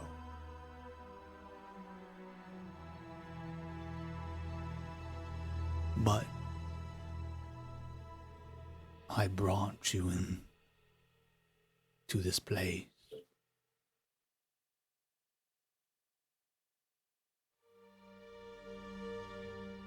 What? What? Why? I'm sorry, I'm normally really open to things. But... What? The Order. I am its founder. A secret kept by the Council. Only they are aware of it. My name is Jormungandr. What? More what? Jormungandr. Jormungandr. Yeah. Yeah. Wait, That's hella cool. is this something fuck. that some people may know and Richard Yeah. No, doesn't sorry, know? I just The typed it world for you. It might be serpent. easier if you see it. Yeah. Yep, this is something that I know. This Yeah, This no, is it's something Norse Richard mythology. doesn't know about D&D. Oh my it's god. not D&D. Well, this No, it's isn't. Norse This isn't mythology. D&D. Oh, this isn't? This No. name Norse.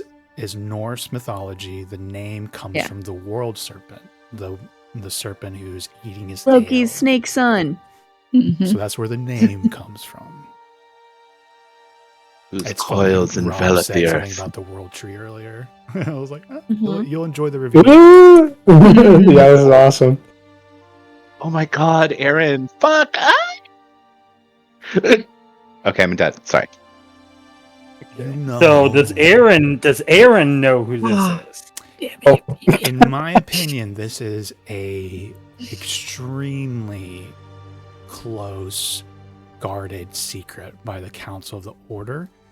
I do not think this is anything Aaron would know, except for that feeling of recognition that she's having. But you would Okay. not know the name, in my opinion, because it is a carefully guarded secret by the Council.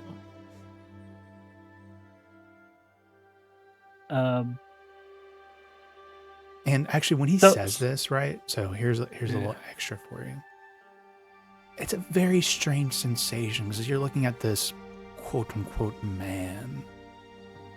You get a strange sensation that when you're looking at him, behind him is more, almost like a hologram, a distorted vision.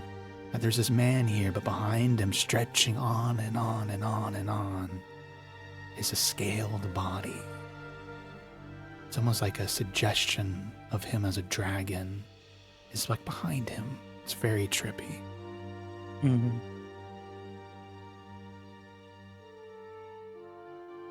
Okay. Okay, so let's say that I haven't gone insane from the storm, and this is true.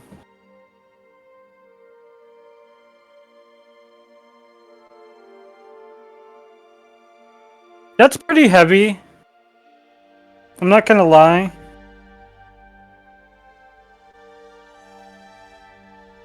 And she's gonna pull out like a little thing out of her bag, and a little cup, and open a little canteen and pour like a little bit of milk into the little cup, and she's just gonna like chug it down, and like magically clean it and put it all back. You're not incorrect on this being difficult. Not many are chosen or have the capability to look beyond the veil.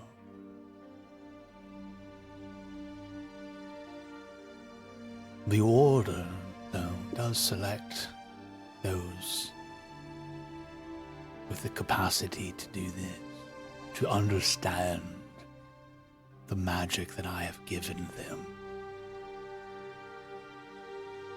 The fate magic. The ability to adjust the universe itself.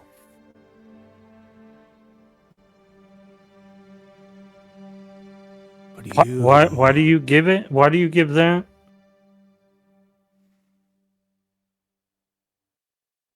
Beyond the concern of a mortal life, the struggle to live, to eat,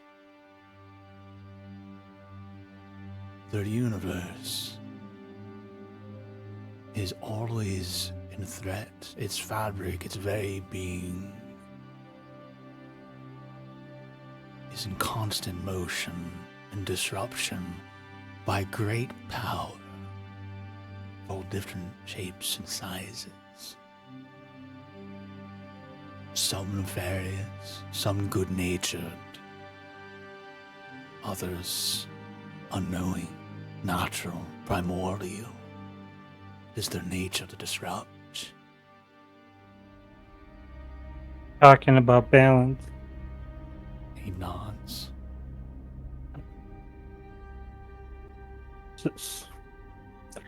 Alright, I'm trying not to like lose myself because I got like so many questions.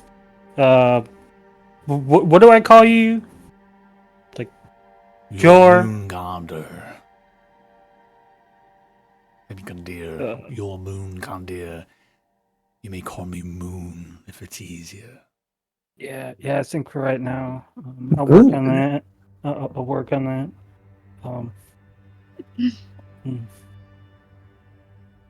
Okay, so he can see she's trying to work this out in her tiny little brain in front of everything that he apparently is. Okay, so let's back up. You say you brought me? So like you my dad? Then can we simplify it to that? If you would like the term creator, perhaps that might be appropriate. But okay. Your nature, you are one of a kind in a time and countless timelines, countless universes and countless realities. Sure know how to talk to a girl, don't you? Okay, sorry. Serious. This is big. I love the idea that Aaron might be making comments like that as like what's going on. So I'm fine with that. Okay, so Dad, hi. That's that. Well, I'll unpack that. Whew. Why would you bring me in? You said that the Order. Why? You said the beginning and the end. What? Why? What is my purpose then?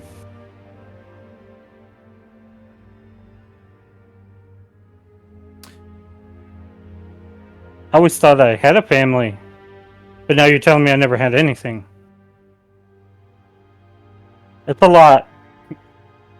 When the ultimate sacrifice is made, when we deal with fate magic, we understand how the cost how the Vadium consumes our very being.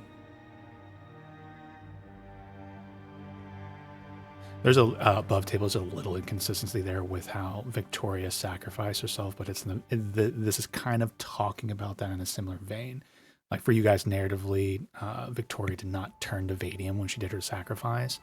But as we saw with the Like she would've. Githyanki tapping with it can happen, right? Or doing a little bits of Vadium.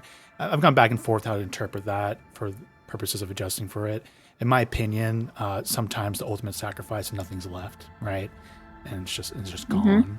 But in some cases, maybe a body of Vadium is left behind, So there's a little bit of inconsistency there, but I don't want to completely change what you guys experienced there, so. But Aaron, in my opinion, on a level, understands that, and for the point of the narrative. Yep. So she had asked why.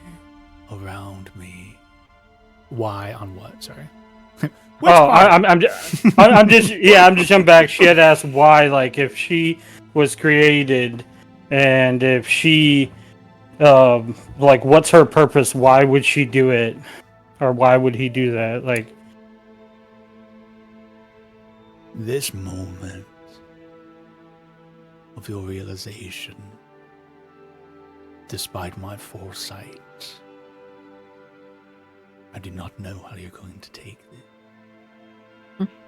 Why I brought you. The only thing in the 1,000 years is sentimentality. As you see where we are, Vadium, we stand in the former corpse of myself when I made a sacrifice, a great sacrifice, to save, simply put, the multiverse. A very long time ago, there were more worlds and more universes. And there was a cosmic... Sorry, let me make sure I get this word right. It's not something I pronounce normally.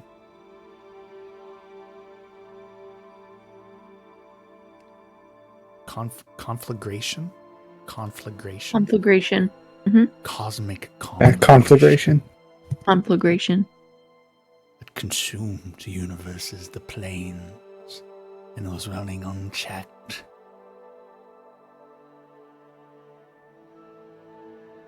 I sacrificed myself then to end it, to contain it. You are the last memory of those lost times. The last Stardust. Whole timelines, other universes, other planes, gods, peoples, stars.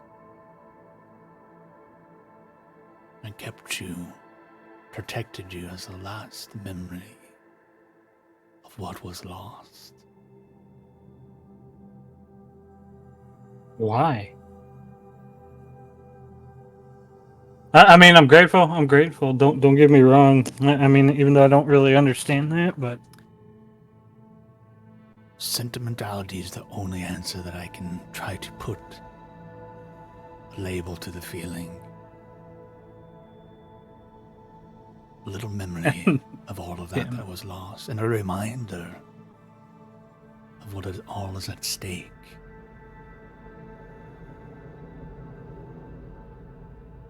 It's the order now. They do. Many years ago, when the founders found me and I them, you were here, waiting, but a child.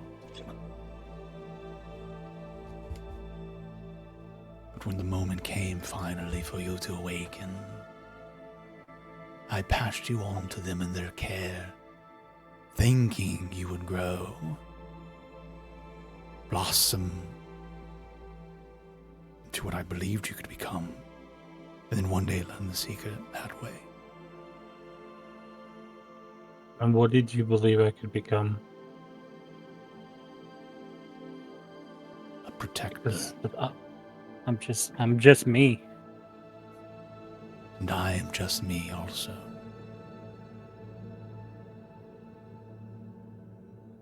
What am I supposed to protect?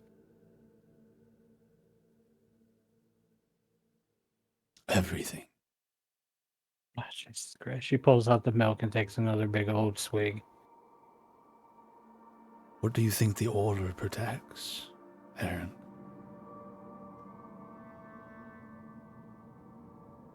I've always liked to view it as free will. The right to live and die as you choose. Everybody having the opportunity. No one being better than anybody else. Just maybe stronger. I don't know. I mean, maybe that's a childhood fantasy that I never let go. I truly do not see any issues with what you believe and what you hope for. To use it so parents can look upon a child and have hopes and dreams. But you are you. You have your free will.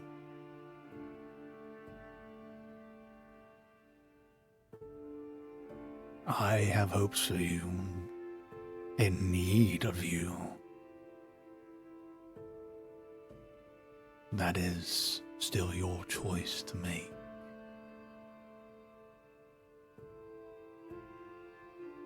Did Victoria sacrifice so I could? What did you mean by that? Many years. I say many years. I know it's what actually, but that's like the correction. What is it? Months since Victoria in your guys' timeline or time period has been sacrificed. In our perception, yes. Yeah, in your perception, exactly. Yeah. Oh, I gotta remember something later. Anyways, sorry, let me bring my brain back into it. Did Victoria know about this? About you? She did not. Yet. She had great power and understood the flows of the timelines more intuitively and sensitively than most that I have even been on the council.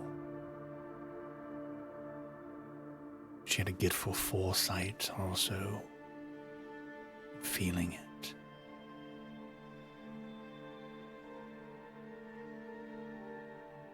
My purpose, my hope is to protect these universes, these times, from another conflagration like the one that left you.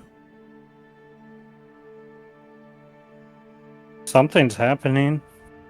He nods. We've been at war. As you know, fate magic has been stolen, innocent secrets known. I myself failed the order. As an apparent council member many years ago made themselves known. It was a lie. Whoever they were took our secrets and fled. And we've been attempting to keep pace ever since.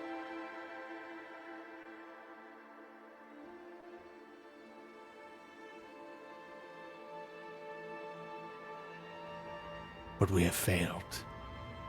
Holy shit. No.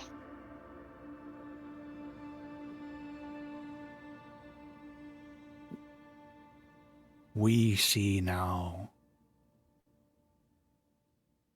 what we believe to be Victoria's need for you and for the Manu del Moirai and others.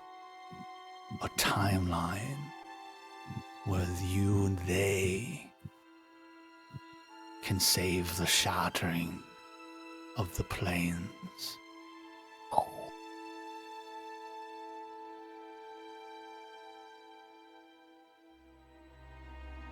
I'm not. You're saying that this is why she sacrificed herself? To provide a chance.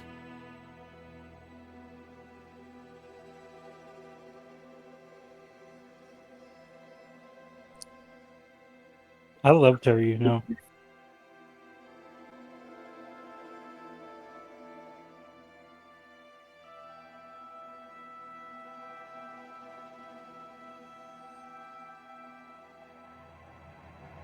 If you are the source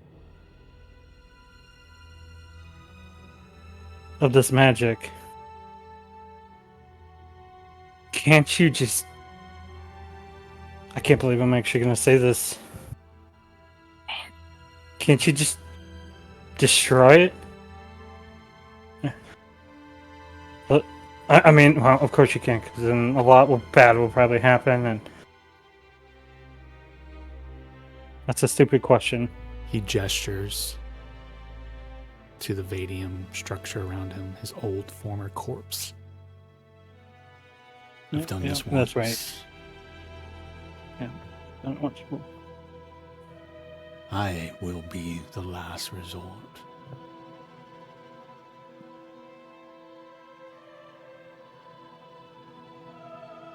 Okay. So,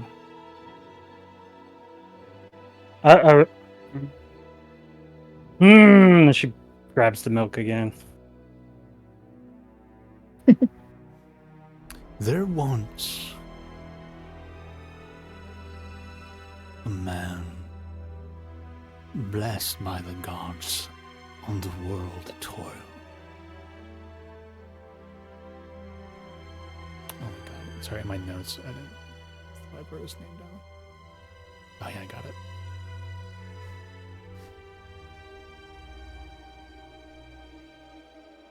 He discovered our magic accidentally, but through it, he was open to the timelines of his world, the world of toil. Toil being that, for those who don't know, the world of the Forgotten Realms, the Sword Coast, etc. Underdeep. Thank you. His name was Orlando. Destiny can be changed, can be adjusted.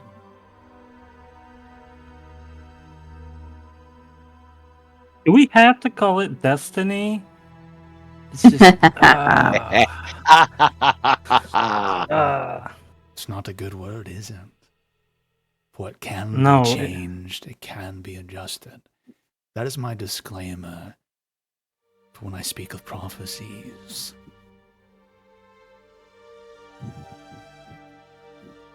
We are on the brink of one of those that he saw. She fell so that she may rise, and the plains will break as the balance is broken.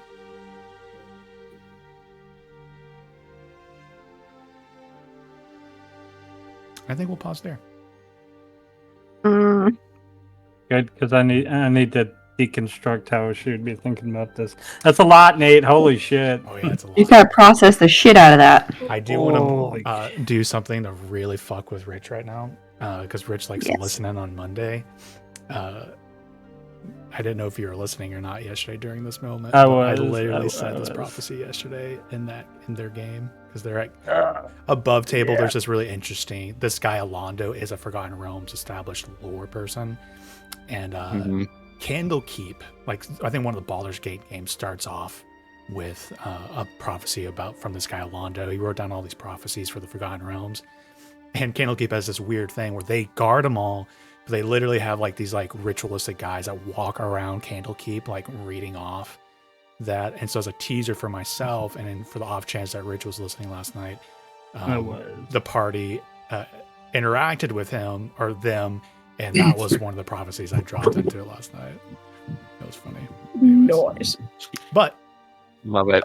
Let's slide back over to the message of Lord Arnott. All right. And I've given myself whiplash, so now I need to go back through all your guys' memes. Remember exactly. Oh, whoops. Do we want to party without splitting the party? Do we want to take our Yeah. Do we want to take our 10-minute break here? Sure. Yeah, I think that's fine with me. Yeah, that's a good idea. Just a good stopping point. Yeah. I have some chicken Alfredo to go grab. Yeah. I gotta feed my baby again. I'm gonna make a drink. Oh shit. My notes on all that was rewatch and write notes. You gotta be in the moment. Yeah, it's true. That's why I'm glad we can like watch them afterwards, because I will never remember stuff. Man.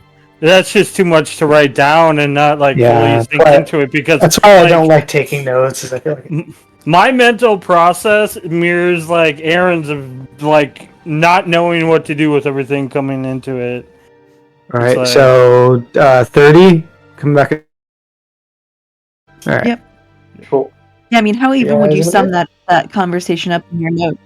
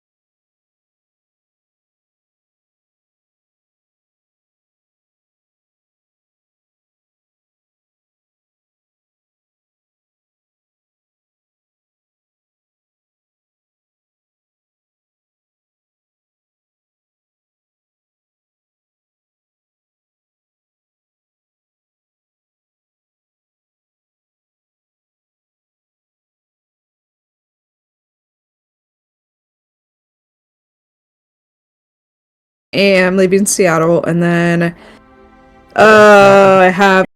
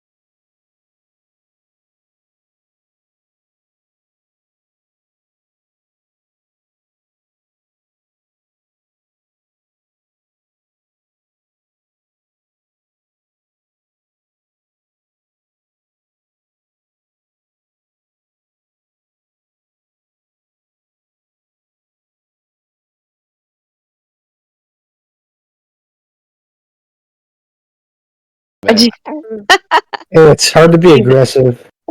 We call him our little squeaker because he just like squeaks in his sleep all the time. Yeah. I didn't realize you guys could hear him. Sorry. It's like It's not bothering me. adorable. It's Oh, it's not bad. adorable. I Notice he didn't realized I respond, forgot to unmute Lorelai. after the break, but we are back on it. Kind of sounds like a catfish. What? Oh, nothing. What? It sounds like a catfish. Catfish make little. Little yeah, gulping noises. Yeah, You posted that Instagram. I was like, they make Yeah. sounds yeah, they make cute noises. You wouldn't expect it. It's really cute. as they're gasping for air. That's actually not what that is. It's like a bark. It's for Whoa. intimidation. Oh, really? You guys, wait. Aw.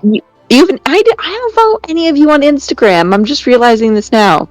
I have. I don't have, I don't- I don't have anything on Instagram. If you're on my Instagram, Yeah. you're gonna get a lot of reels about like cute things about being an adult. I love getting reels. It's my love language is sending and receiving memes. This is just a little weird note, but I don't post on Instagram anymore. But at a previous time in my life, I used to do poetry photography, where it was a combination of images and poetry. So if you ever want to sneak on my Instagram and see some of my old writing, it's on there. Wow. Ooh. I used to sell prints for a little bit at like art shows and stuff. Let me judge this very harshly. Mm-hmm. Down, Lauren, I down. think there's still images on there. Yeah, I don't really post anymore though. I don't go on. I don't do too much social media anymore. So the plan is to rest in the same room tonight?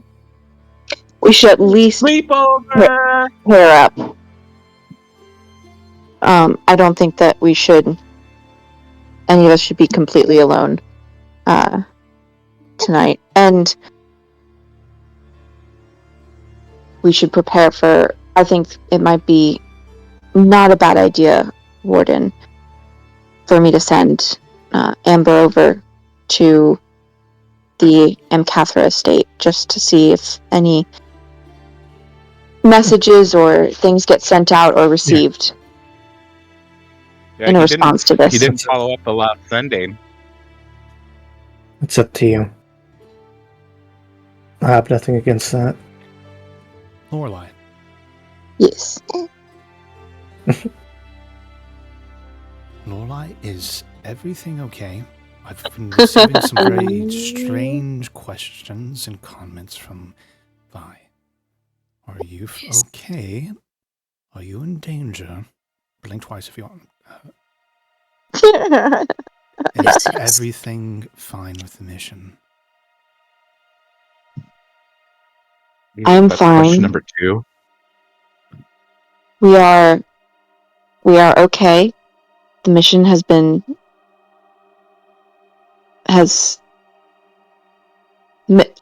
do I want to tell him? We have much news to share. We have much news to share about the mission. We had some questions for you as well. Some things have come to light that don't seem to make much sense. Please come tomorrow morning, first thing. We are back at my estate.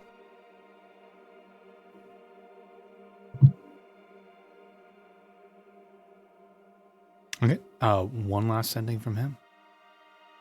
Jesus. See Oh, See you in the morning? really? He spent a whole spell slot just to tell me that. Fucking nobles. He's a gentleman. I told you guys. in the morning. No, real Lorelai. gentle. At 8 a.m. Make sure Lorelai Berkshire Reed. has my favorite morning coffee. What? I'm sorry. Please say that last part again. He said in the morning, and since he'd probably want to be specific, at 8 a.m. And please have Aunt Gertrude have my favorite coffee ready. Of course. He's higher level than Vi because she only has 3 sendings and he caps at least 5. So Yeah.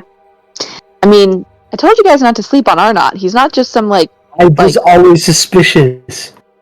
But he's never been just some like soft-bellied noble, who's never gotten into a fight a day in his life. Like he received training. He like did his own thing. Like he's also much older. I mean, like Hiromi hasn't seen him fight, so he does a good impression. Impression of it. Oh yeah, I keep forgetting he's like in his mid-50s, right? Yeah. Grey Fox is how I like to describe it. Oh, If you hadn't asked me. the Cradle Snatcher. I mean, we were both adults. He was just more of an adult. Hiromi would make a point if they were gonna rest. If you said see you at 8, she would wake up a couple hours before that. Actually, she would suggest one of us stays up and take turns. I think I'm more right now. I'm more curious on. Do you still want to send out the owl? Yes, I was gonna say that. I was gonna say I'd like to send out Amber. Can anyone cast him? Oh wait, I can cast invisibility. I still have a spell slot. I cast invisibility on Amber. Because I'm tired of her getting sniped out of the air. Really tired of it. How long does invisibility last? Like an hour, maybe? An hour. Yeah. And so I'm going to send her out. You, as Lorelei, are going to spend an hour of your night trying to gather information. Yes. Okay.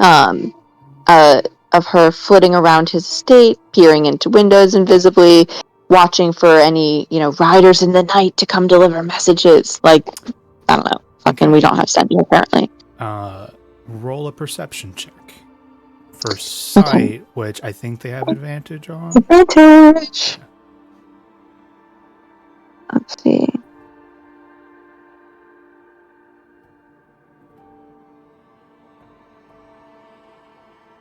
Did you destroy Lorelei's bed?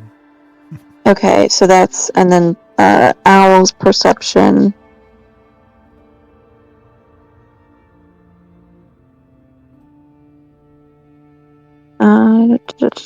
Oh wow, only +3? That's annoying. 16. 16? 16, yeah. What I would say is during the course of an hour, Arnott's habits for generally speaking, right? Where sure. Part of his, as I've described before, this is a massive estate, right? He's an extremely, extremely wealthy man. So it's massive, but you know where he most likely would be. Yeah, I know where his office is. Right? Yeah. Yeah. So you are able to do a peek through the windows.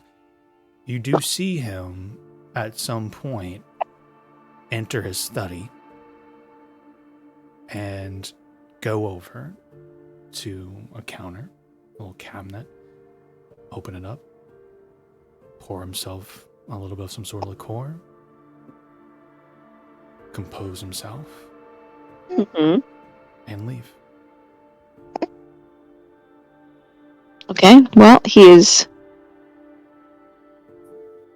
in a heightened emotional state and needed a drink. That's all I learned. He had to Could be for compose many himself. reasons. Why? He had to compose himself. Lauren's not letting it go. I'm with Rob on this one. I don't trust him. I don't like him. I don't trust him. I can't wait for November because you guys get to see my face whenever you guys are doing these arguments because I'm just over here I love it so much. That's why I said we need Friday night to get past the weirdness that we're all meeting in person, so that when we're playing on Saturday, it doesn't take away from our normal banter. Mm-hmm. I don't think it's going to be weird. It's funny. I feel like it's I'm going gonna to roll to talk to inside. in character. Mm-hmm. Go. What were you saying, Tim? You said insight. I said it'll be like I'm gonna roll insight. Is that okay, Nate? Yeah. And I'm going to give you an evil smile. Be like, you can certainly try. Oh, okay, Matt Mercer. I can't wait for Samaris to forget to check for traps and just watch that smile come across your face. What you'll see is my face trying not to smile or do anything. I'll be like, okay, there's nothing else you want to do? Shit. That's why DM screens are useful. I'm behind it. I have a pretty good poker face, but it's been a long time since I've had to use it. But anyways, not to detract. Okay. Not that there isn't danger, but I'm not worried about perception checks, as you all do a good job of keeping an eye out, looking, listening. Maybe, Lorelai, you've tipped off to the guards to be a little bit more on edge, a little bit more alert tonight. Just keeping eyes open. I'm not saying you did that, but I can see that happening. Mm-hmm. And Hiromi, you sense that the dawn is coming. And you wake up. Not that you have to, but you can wake everyone up and you guys can have a couple hours to prepare for the 8 o'clock arrival of Lord Arnott. I inform Aunt Gertrude. First of all, I say hello to Aunt Gertrude because I don't know that she's knows that we're back yet. Did we? Fun enough, I listened to the old one. She does know because Tim, you said something like, "Darling, I heard that you went to the Underdark." Because I was like, yeah. Like there's these rumors. Like so, she does know you're back. Okay. Well, I informed her that we're having. It's an ungodly hour. I get up early and inform her and her assistant that we are having Lord Cathra over for breakfast at 8 a.m. and to have his favorite coffee ready. Lord Arnott is coming, my dear. I bet the 2 hours is not enough to. I know. You are the most aggravating heir I've ever had. Well, the only one. But still, fine. Get you gone. Mobilize the servants. Gerald! You see Gerald, and so funny enough, Gerald's standing there looking a little timid, but he has like a bandage on his head. Oh, Gerald, I'm so sorry. Right. He's still healing. For those who don't remember, Gerald. Kaldar essentially knocked him out. Didn't kill him, but took his persona and like knocked him out somewhere. You guys found him like bound and like he's dead now. Gold, yes. Gerald. Have Alina help you. Yes, your lady. He kind of like backs away. He looks like he does glance at you all like awkwardly, like knowing like the kind of general context of like what happened. There's a little bit of shame on his face. I catch his arm as he's leaving the room and just say, Gerald, I'd like to apologize again for what your involvement in our state has brought on you. You did nothing, my lady. I apologize for failing you in my duty. I should. Like you have my greatest. You have my greatest thanks for your loyalty. And he kind of like. You do see some of the tension in him kind of like relax a little bit. Thank you, my lady. I should get to Lady. I squeeze his arm and let him go. He kind of walks by. It's like side-eyeing him the whole time. He eventually gets tense again. She's like, mm-mm. Okay. Somebody. Oh, was that stealth check to not be seen by Aunt Gertrude? Yeah.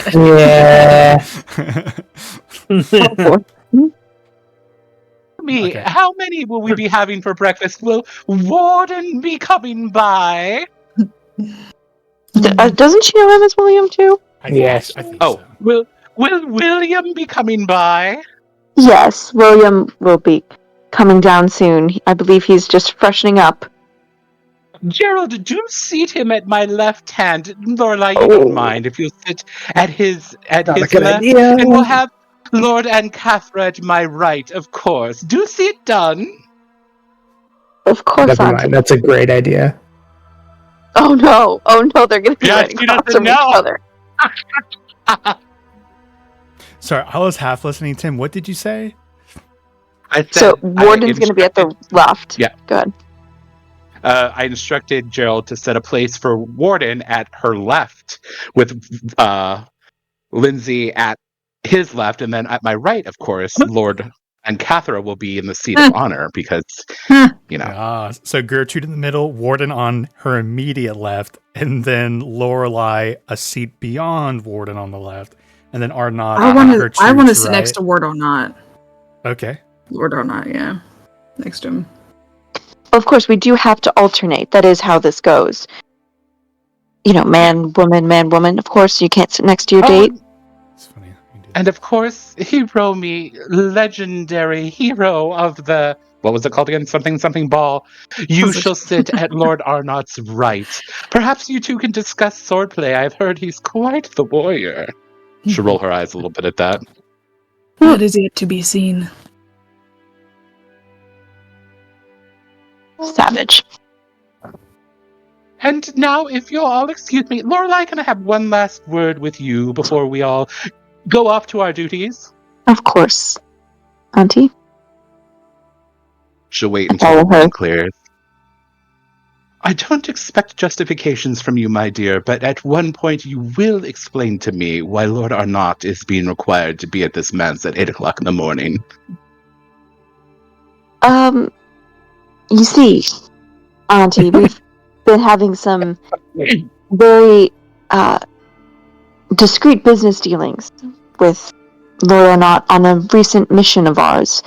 He's a great ally to us, and we have a very important update for him, which we shall save that business for directly after breakfast. We won't bother you with that at the table, but it is very important that we speak to him as soon as possible. It could not be avoided. You saw how late we got in, but he needs to know our information as soon as possible. Oh dear, I must speak with Gerald. Apparently a cow has defecated on the lawn from the scent of manure I'm sniffing about this conversation. Do tell me the truth when you get the chance, dear. In the meantime, trust that I will be watching and remembering. That is the truth. That's totally the truth. Do I get a deception roll or something, or persuasion against Auntie? Unfortunately, I will say, Tim, unfortunately, the player is asking for that not just to be the narrative, so I'll do a insight roll. I'll give her a good insight check because of your great RP of her. And I do I do agree with Tim's portrayal of her, that she's kind of like plays off as the kind of like, oh my lord, this is all so much, but she's a very insightful, cunning woman in her own way. I totally agree. So there's her roll, but if you would like to roll deception against that. Is that really deception or is it persuasion? Because that's not a lie. We do have business dealings with him that are very secretive and need immediate discussion. It's one of those things, in my opinion, it's, it's like, yes, you're not saying untrue things, but you're still trying to keep some sort of truth from her, right? And that makes sense. So that's my opinion, right? That's what I know some people like to be like, well, I'm not saying the lie. I'm like, you're trying to conceal. Yeah. Ouch. So the good news is the narrative doesn't change, right? We don't have to retcon anything. So she just says her statement. Mm-hmm. Just, I will be watching, and you get like the impression that she's like, okay, girl, you're not ready to tell me. That's fine. I'm just letting you know I have your back either way. Right. She crawls into her secret tunnel. Goes and changes into her superhero costume. Flies away. All right. Now I wish I didn't have Gerald as a, like, not buffoon, but just like a powerless servant. Now I want him to be Robin. Not Robin. What was the butler name in Batman? Alfred, who, like in the shows that I watch, he was always like military and actually a badass. SAS, I think it was. Yeah, like some Or what is the British one? SAS. Yeah, I think Warden's right on that. I think. Yeah. I think pretty much 90% of portrayals of Alfred is that he is ex-intelligence. Is it intelligence? Yeah. I just remember. Or is it MI6? Badass. Yeah, MI6. MI6 is the British one. SAS, I think, is that Canada? Australia? I don't know. Anyway, so not that important. SAS is a different military branch. MI6 is their intelligence. But now I want Gertrude to be Batman, and I want Gerald to be actually Alfred. But we are where we are now. We've all made choices. Okay. For fun, I have the table layout, and Vi, you're just like, I guess I'm just sitting wherever. Yep. and I love that. It's correct me if I'm wrong, but I like the idea that Vi would sit on the other table, maybe immediately across from him, and just like power playing him. I'm like, I'm here.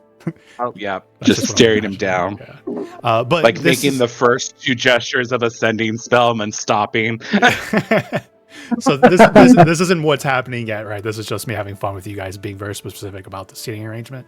So you still have time to prepare, talk about what you want to do, how you want to go about this. So you guys are still in the moment as Lady Gertrude sweeps from the room.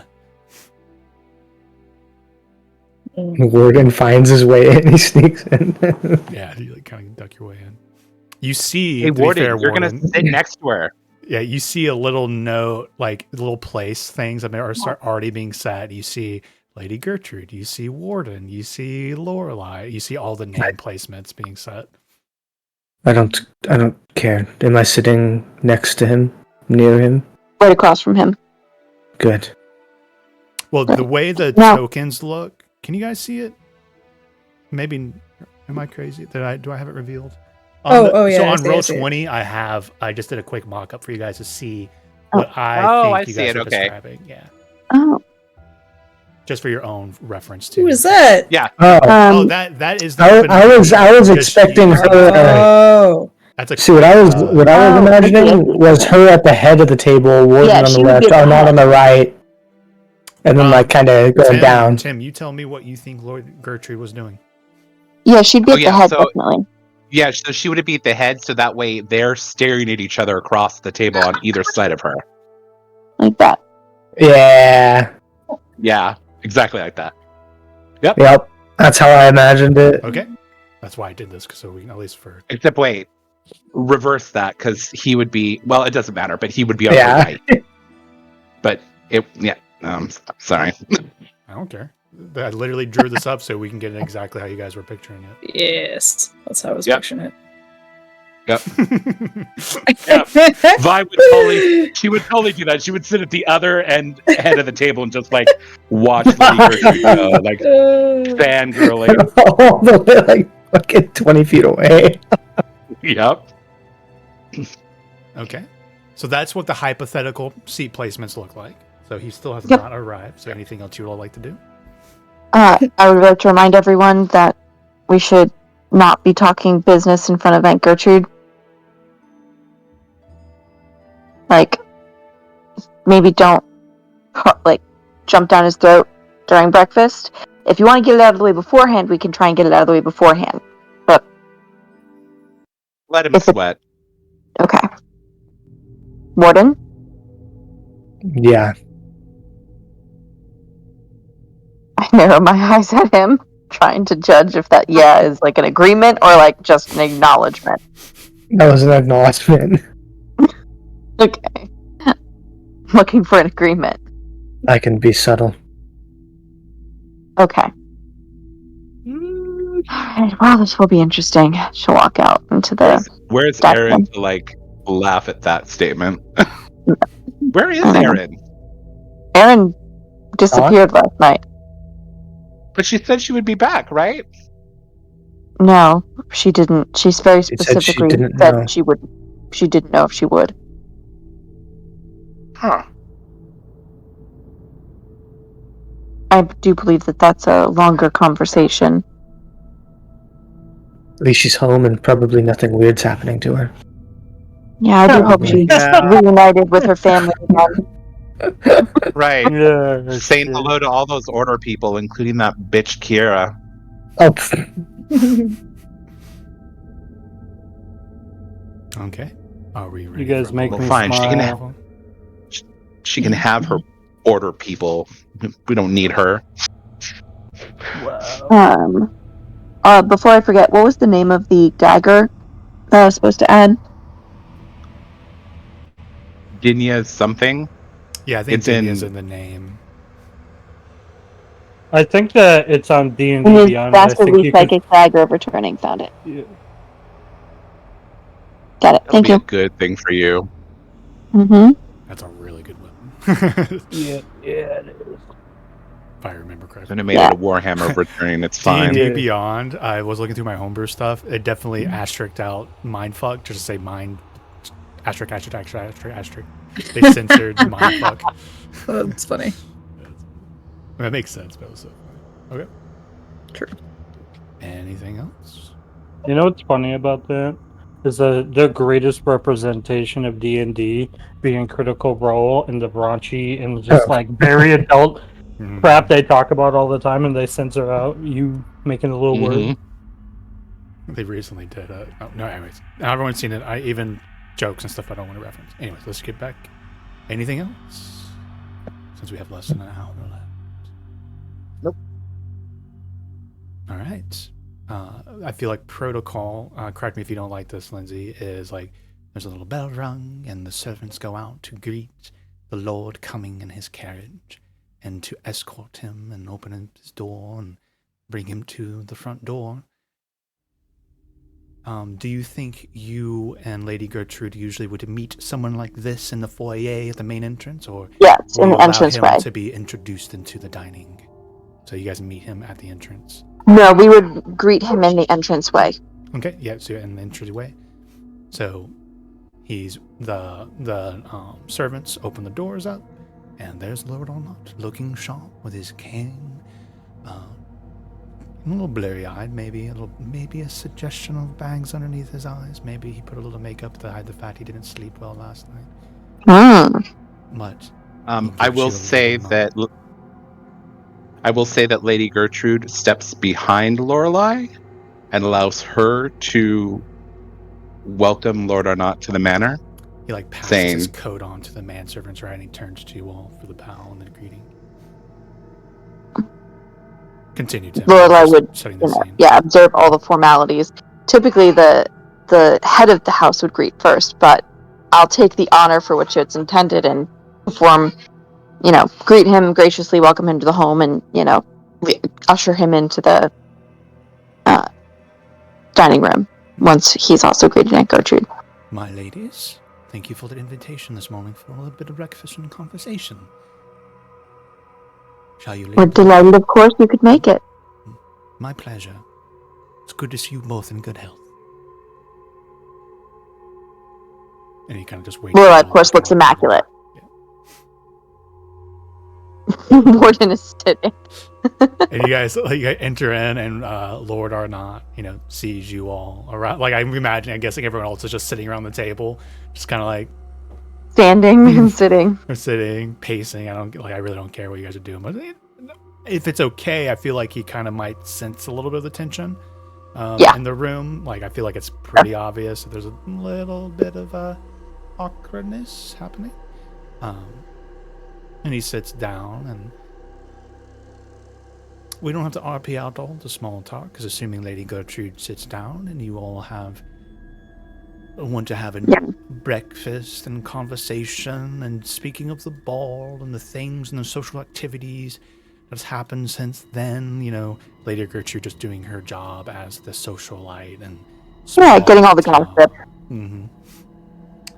Arnie, it's been so long since you've graced my table, you wicked thing. I have some Hallamshite cold brew, which I've heard rumors around that you are quite fond of. Do tell me what's going on with the open lady and her boring staff. Well, you would be surprised at some of the foul rumors coming out of Castle Waterdeep. There's been all sorts of fun, all sorts of devilish scandals that I think that you might enjoy. And he kind of starts rattling off some just kind of this servant got pregnant and blah, blah, blah by this nobleman, kind of going into it. And he's very happy to see his cold brew with just enough sugar, with, 2 spoonfuls of sugar ready for him and such. And she laughs all that up. She loves the gossip and the info. Mm-hmm. Well, I was definitely trying to play referee between Warden and Arnott to kind of soothe any sharp words between them and stuff like that. Warden is silent. Guess not. William, could you pass me that plate of scrambled eggs? No. I'm sorry. When is it? Oh. Apologies. I always forget. No insult needed. You're such a capable person. Lorelai, would you pass the... I passed the eggs. Thank you. I don't know what fancy so, things are, as you were saying... as we were saying, the lately the shopkeeps have been, just steer away. Anybody want to add anything to this this scene? What you're doing? No. Giving him daggers? Hiromi, are you like sticking a knife into his side? No. Hiromi's like kind of drumming her fingers, but her nails look extra long. All right. Eventually, in my opinion, Lady Gertrude, after what the insight she has, excuses herself to go take care of some things and leaves you all and exit the servants' escort. Lord Arnon is like, that's respectfully done by the Lady Gertrude. You all is okay, what did you say? I couldn't hear. That was elegantly done by Lady Gertrude. He notes the fact that she exits and all the servants leave with them. Sanovikri, you sent me some, or no, I don't think he doesn't know it's Sanovikri, sorry. Vi, you sent, no, you were introduced as Sanovikri actually, but I think the formality, sorry, I know he's said Vi a few times, but sorry, I'm just thinking out loud. I feel like he is a man, like you haven't said, like, we're comfortable enough for me to call me Vi, so for his decorum, he would call you Sanovikri. Sanovikri, you sent me some interesting, confusing messages last night. I also see that Aaron is not with you. Is everything okay? I don't understand what was confusing about the sendings. I was pretty articulate and to the point. Very well. Something is amiss here. Seems we need to have a conversation of some sort.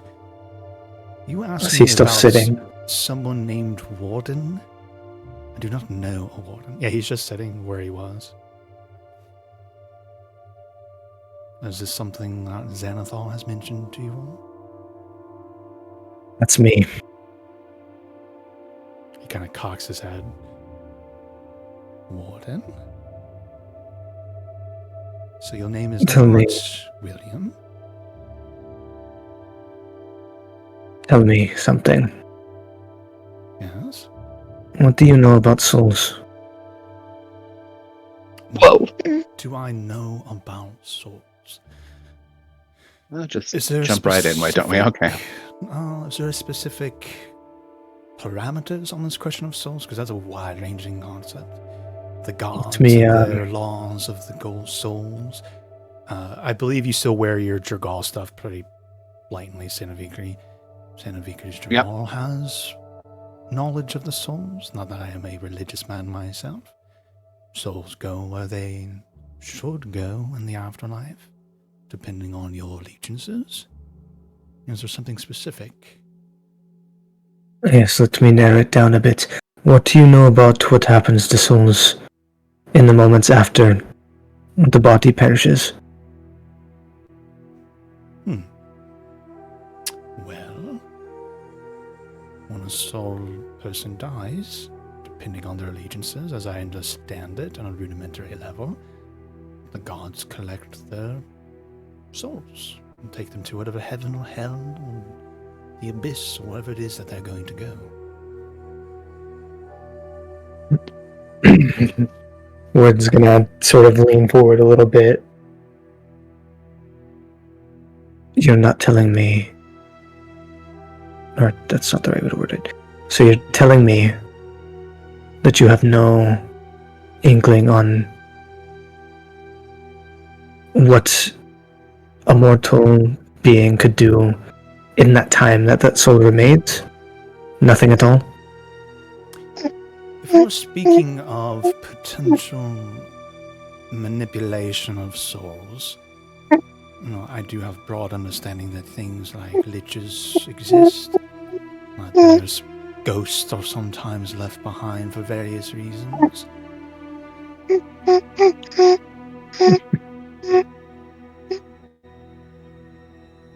I'm not an expert on that moment by any means, but is that the kind of mechanisms you're speaking of? Someone manipulating a soul through magical or other means in a moment of death?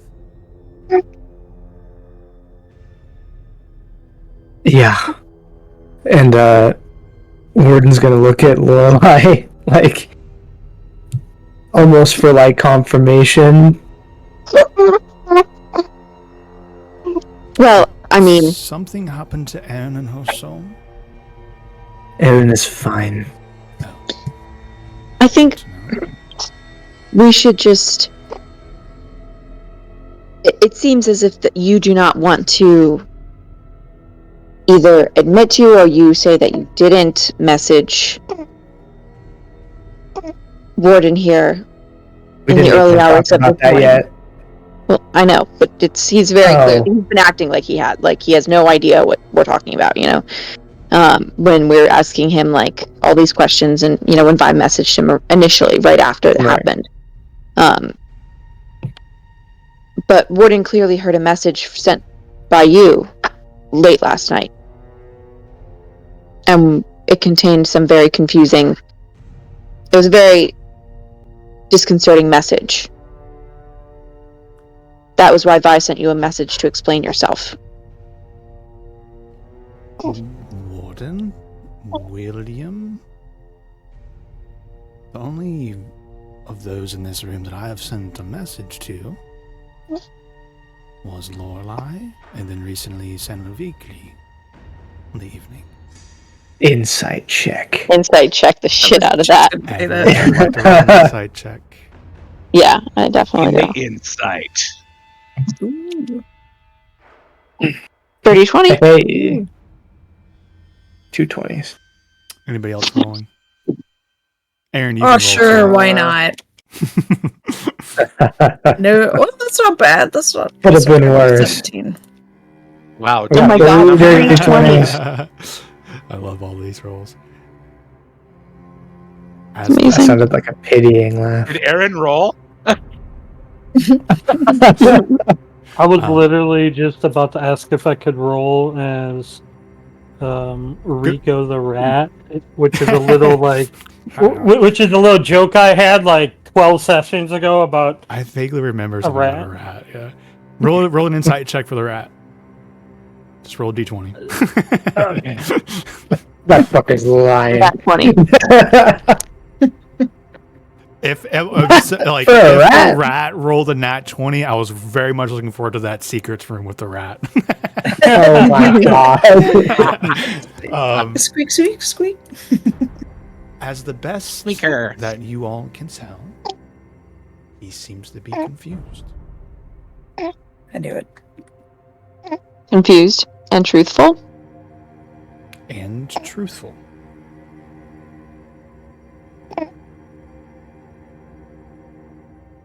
Or not. Lorelai will lean forward and look at him straight in the eyes. I must say that the message we received, or that Warden received last night, was very, very... led us to some great questions about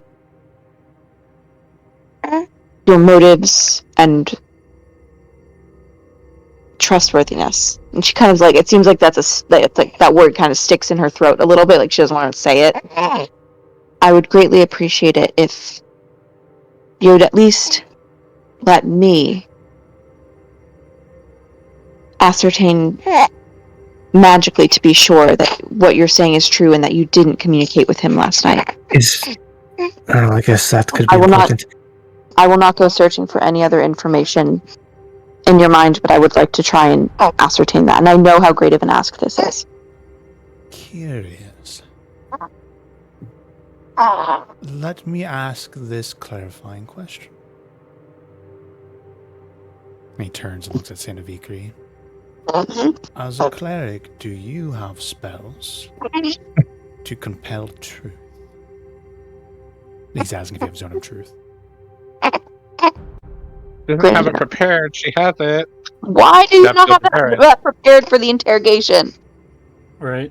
I forgot to switch my spells around. She does it in the evening. To be completely honest with you, I'm totally fine, Tim, because this was like you guys were literally going to be, testing somebody for truth and stuff. If you want to have it prepared, I'm okay with that. Okay, let me double check. Do your spells now.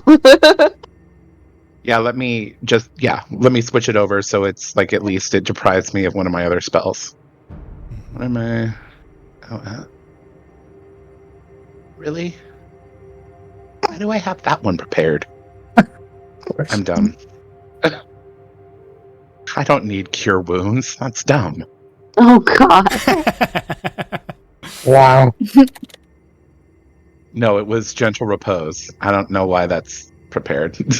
It's a ritual. Oh God. And so the truth is not a ritual. To be fair, though, just so you know, I'm pretty sure clerics, when it comes to rituals, like wizards, right? If they have it in their spell book, they don't have to prepare it. But clerics, I believe, still need to have the spell prepared, but you can do the ritual without expending a spell slot. Mm-hmm. Yeah, it's the same with druids. That's why I had it prepared, you all. Okay. Okay, now it's prepared. Okay. Senvikri, and no components needed. Have perhaps that because Lorelai, I greatly trust you, but I don't. I understand. My thoughts are my own, but my truth is what it is. That would be greatly comforting to us. Now, Lorelai knows that I am a very secretive man. I'm not exactly sure what's going on here. There might be questions depending on your avenues of inquiry that I will not be able to answer. But cast your truth and ask me whatever these questions are about. And he kind of gestures with his hand. Warden. Thank you. Okay. So Vi is going to, it doesn't take any kind of ritual, it's a spell. So she's going to like flick her hands in like an opening gesture, and this web of that same gray light is going to spiral out like whip-like and like sink to the ground, like as if each side is like carved like a tent cord, and like splay over and then go opaque, and you're all just gonna be in a like gray sphere, and you're gonna hear like this whispering, susurrating, like tomb-like sound, like dust crawling down a wall. For those who do not want to be subjected to the 15-foot sphere, either step away or either give in to the spell or make a charisma saving throw to stay in the spell and not be subject to it. But I will know whether you fail or succeed in your saving throw, so I'll know if you're able to lie. Oh shit! Well, you will, but that's not the point here, is it? I don't think Warden's gonna resist. Yeah, don't. Yeah, Warden's gonna not resist. Lorelai's staying in the spell, but she resisted.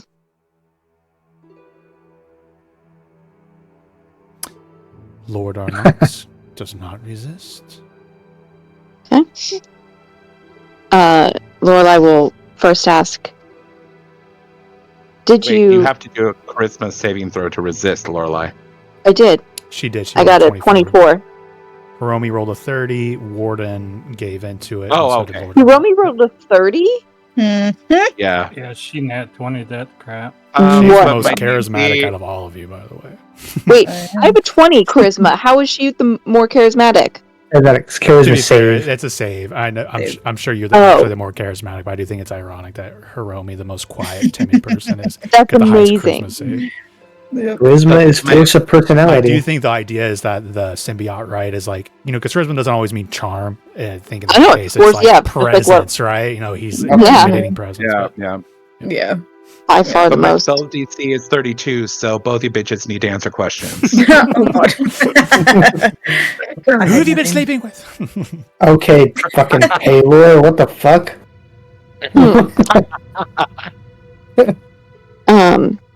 But she would ask, did you in any way communicate with the person you know as William or Warden last night in regards to an awakening? No. Lorelai looks at everyone else and is like, see? That's like just the look on her face. Do you have any ill intent towards Warden? Ill intent is a very interesting term. Uh-huh. Answer the question. I mean that's correct. Do you mean him harm? I do not mean you harm, Warden, but you've been very rude to me since the moment we met. So, ill intent. He just doesn't like you. Perhaps. You physically accosted me in my own home on a night, and I invited you all and your friends in.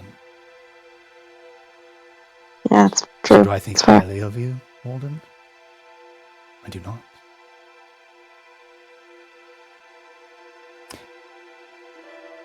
Moirai again, same look on her face, like, me. Ill intent, again, is a broad term. Do I find you mysterious and intriguing? Warden William, I do. Okay, see, now my line of questioning makes more sense, doesn't it?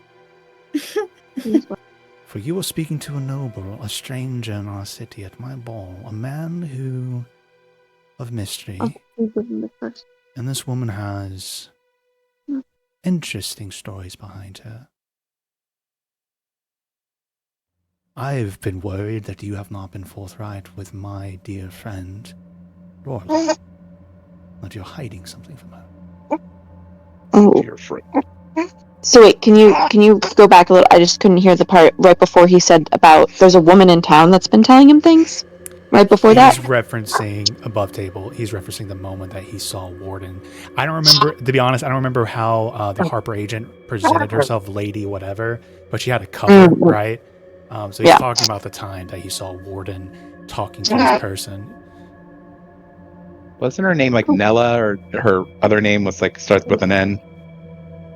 Something like that.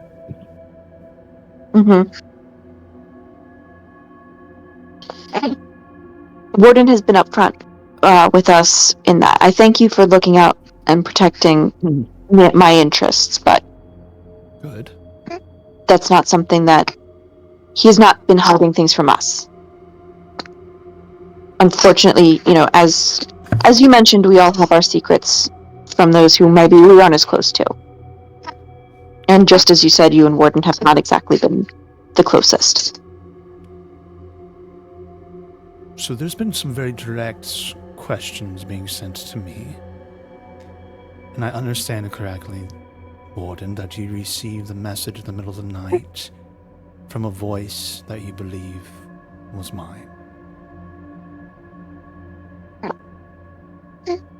It was your voice. And it wasn't the first time that I heard it either. I heard it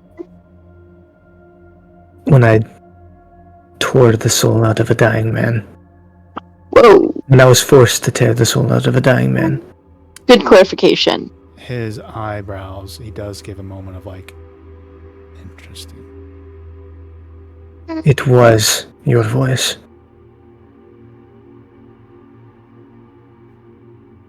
I would like to speak to Lorelai privately. Oh. Okay. Is that acceptable right now? That's fine with me, Warden. If that's okay with you. See, that's the problem. I don't know if it is okay with me.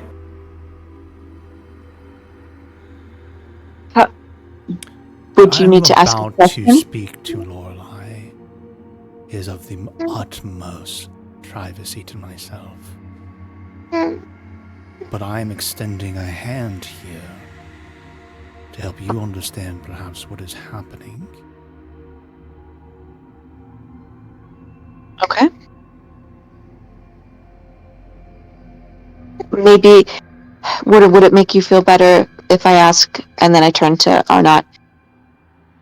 Do you mean me, any harm or ill intent, or will you do anything while they're gone that would pose any risk to myself? No. She looks at Warden. Is that all right? Emotions are running high. It's fine. Y'all can still meet in the zone of truth. I can keep it up from the outside. That'd be great. I'm in it as well. No, you And I won't mention to Arnott that Lorelai can lie. You what? Lorelai, I would like you to roll a persuasion check. Okay. I wasn't really. 23. Lorelai, I will keep myself in the zone of truth based on the trust and understanding that you and I have over both of our deepest secrets. But please know, even you, there are some questions I might not be able to answer. And there are many questions that I wouldn't ask. He nods. I'm fine with these conditions. I'll wait for everyone to leave. Warden, Hiromi, and Saint Vigri, do you leave the room? Oh yeah. Okay. Yep.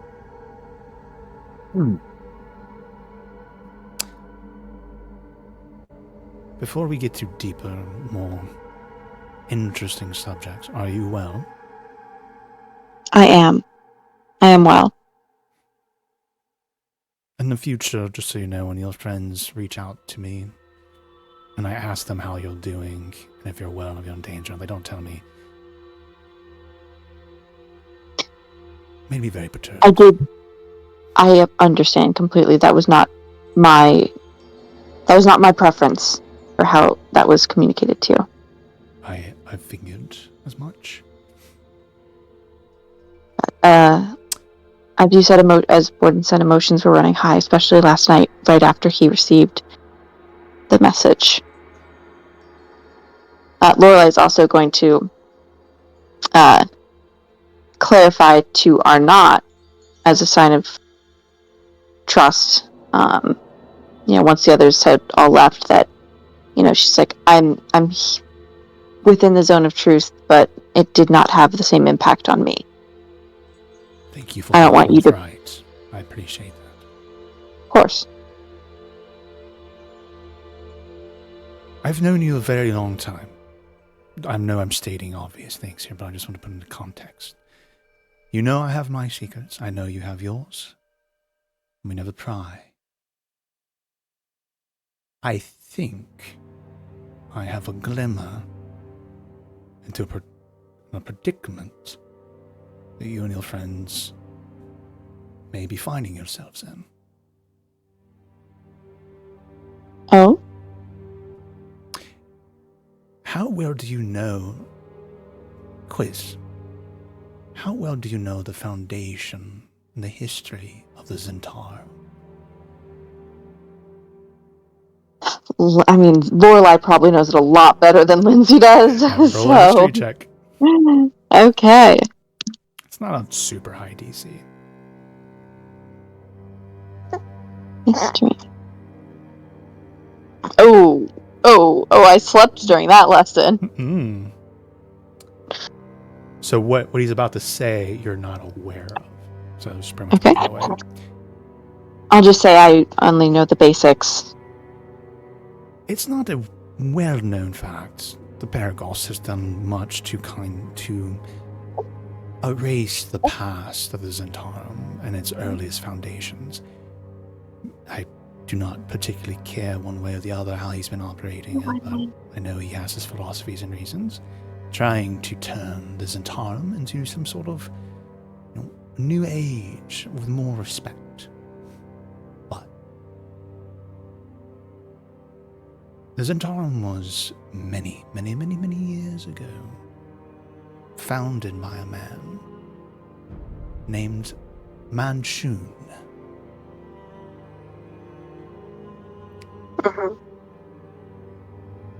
I believe he is involved in what your friend Warden might be experiencing. Now, But why would the moment that those who do not want to know this literal reveal there's a little secret to exit yourself, but I personally don't care. So it's up to you if you want to move into the secrets to make friends room. I knew it. I knew Warden was going to bounce. Mm-hmm. All right. I already know all of his background, so it doesn't matter. Mm-hmm. I'm about to share with you something that's, as I said, my deepest secrets. Something I've never told anyone ever. It's an expression of the trust and love is maybe too hard of a word, but the fondness that we have for each other. And seeing you perhaps being pulled into his schemes. Manchun was killed, destroyed. He was a powerful spellcaster.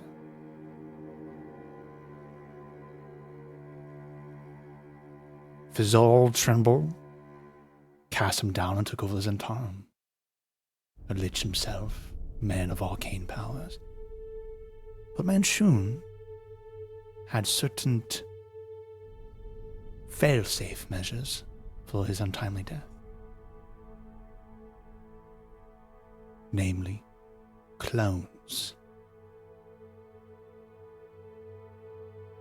He had spread across the Sword Coast various hidden locations, clones of himself. And over the years, certain of these clones have awakened, done good things, terrible things. Awakened? Mm-hmm. Some have been destroyed. No one knows exactly how many of the clones of Manchun exist. I am one of them. Oh my god. Oh my god. I fucking knew he was gonna say that. Tim, Jesus. you are right. You are fucking fired, Tim. You are fired. Did Tim guess that? We were just theory crafting, and he called it. Now I do know of another Manchun. Another one of the clones. I myself, upon awakening and rediscovering, I'm much older than I look, by the way. Though I know that's not saying much with my silver. Oh, you carry it well. You know you do. I decided to not involve myself in the Zentarum directly anymore. We all, depending on the pressures of the environment upon ourselves, have decided to take our own roads. I still very much enjoy power. And the game. I enjoy puppets, I won't lie. So I've established myself here in Waterdeep. Leaning on my past history and knowledge of how the Zentarum operates. Never directly working for them, but knowing how to use them in my own way.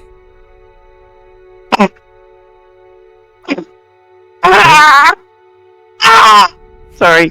It's okay.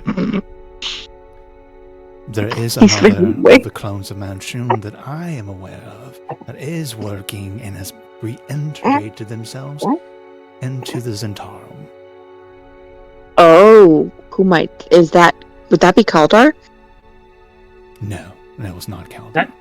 What's the name of that guy that was like rising up and like wanted everything to be monsoon only? Sorry, I'm not there. That was Dale only. Rico the rat here. Instead of the meta pigeon, it's the meta rat. Yep, meta rat. The Rico rat. So who is this? Do we know who it is? As far as I'm aware, he still calls himself Manchun. He has taken on the title and the rights thereof of the Zentarum. Though he's not taking charge, he did reintegrate himself as a member, high-ranking member. Again, as far as I know, he still calls himself Manchun. What side has he landed on? Did he say the Reds? As far as I know, he's a part of the Reds. And he kind of gives you a wry smile. As I understand my history, dabbling in the arcane, and the magic and the experiments. I could see myself enjoying that very much. It would make sense to me for him to be a partner of Kaldar and the Reds and some of what the Paraghost has called into question. Gross. She doesn't say that out loud. She just, like, feels it. Gross. Well, he may be somewhat disappointed to have lost such a close ally so recently. Yes? Sorry to say. Have you heard about Kaldar? I have not. I've assumed you would give me a breaking down of Xenothar's, but Kaldar has been pulled into the equation. How so? I do believe, I would like everyone else to join us when we tell you everything that's been going on. Simply because I think, well, if I do say so myself, it's quite the juicy story. I wouldn't want them to miss out. So I'd rather focus on this for the moment. Very well. You believe that, so this term awakening, you were awakened, and you think that this may in some way be connected to Warden. Only in the sense that you all seem to be very convinced that it was I who spoke to your friend Warden. Oh, I see. So the other clone might share a voice very, uncannily similar to your own. I believe so. I don't think it's out of the question. Just knowing the history with his Zentarum, I assume he might be at play. Yes. That would make a great deal of sense. That was the concern that we had, was that coming from you, we were concerned that you were then involved in something. Oh, I'm definitely involved. I'm involved with many schemes, as you know. As I know, but this is more directly involved in the life of one of my friends in a way that you are not upfront about being.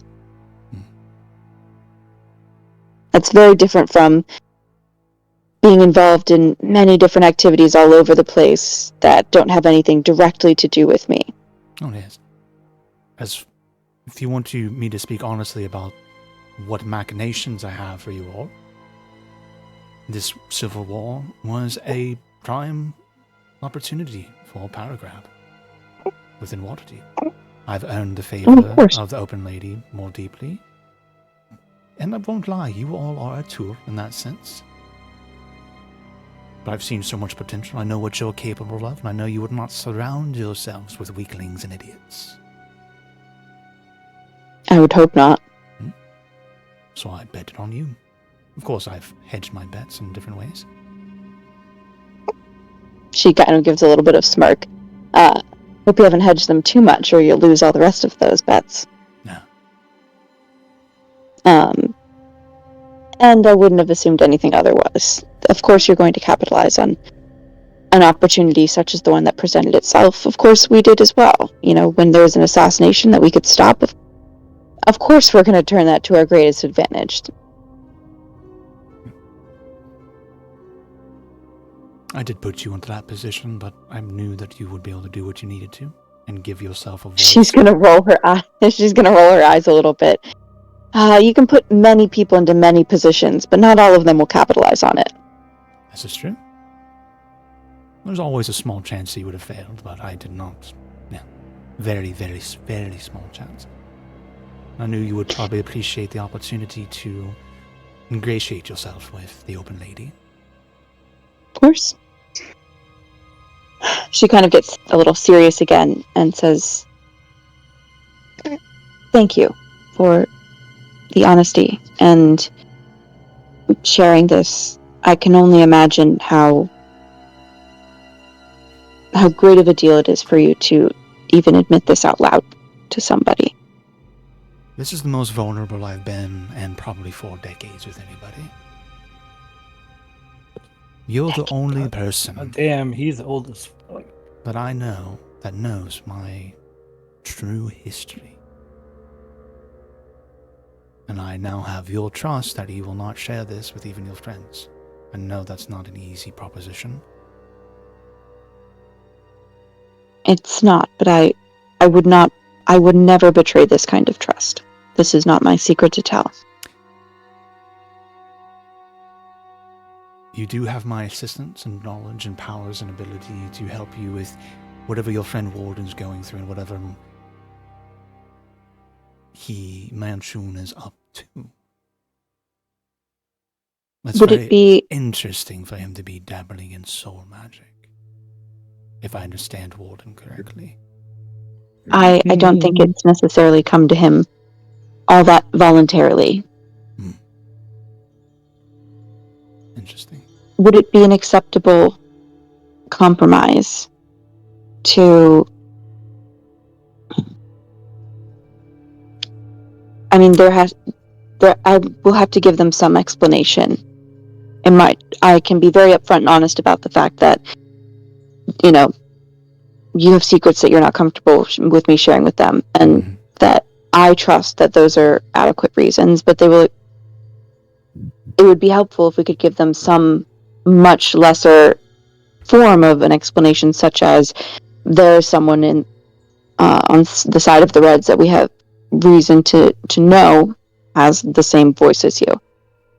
I'm because of fine if you would like to state that there's a man on the other side, or in the Reds, impersonating myself. Okay. But also, your friends know that you and I are talking deep secrets at the moment. This is true.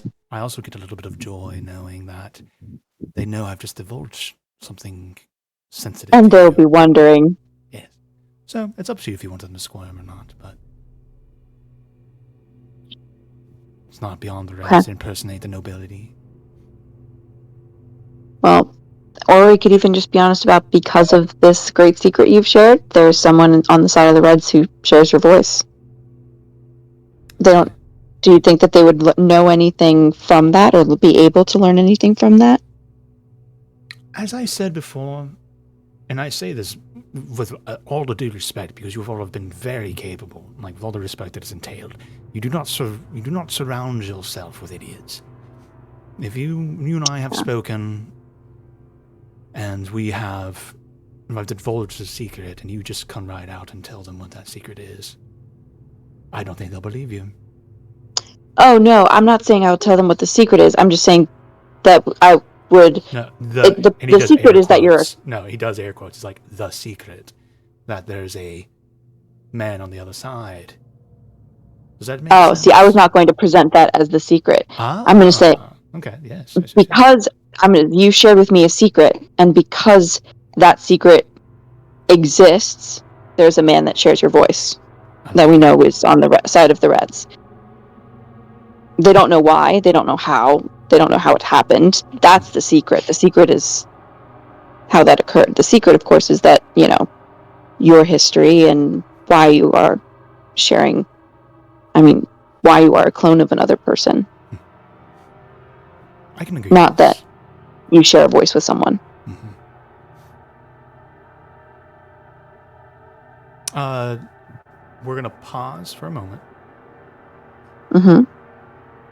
And for the benefit of Rob, let's try and keep what we all just discussed on wraps, but he does need to be brought back over. Yeah. Hello, Rob. Hello. But yeah, I would just wrap Gertrude, it up. Tim. Oh. If you're up for the challenge. Yes. Actually. Could I just, before we end with Arnott, could I just thank him for sharing that with me, and reiterate that I won't betray his trust. Just so you know, what's about to happen, like the moment we're into, I'm bringing Rob into the scene, but the scene's not over. We're literally pausing in that moment. Oh, okay. I see. We're not switching gears. We're just interjecting something. Interjecting, yep, 100%. Actually, Aaron.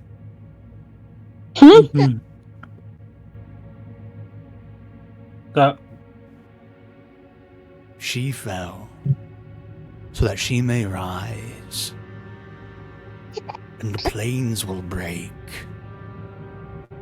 as the balance is broken.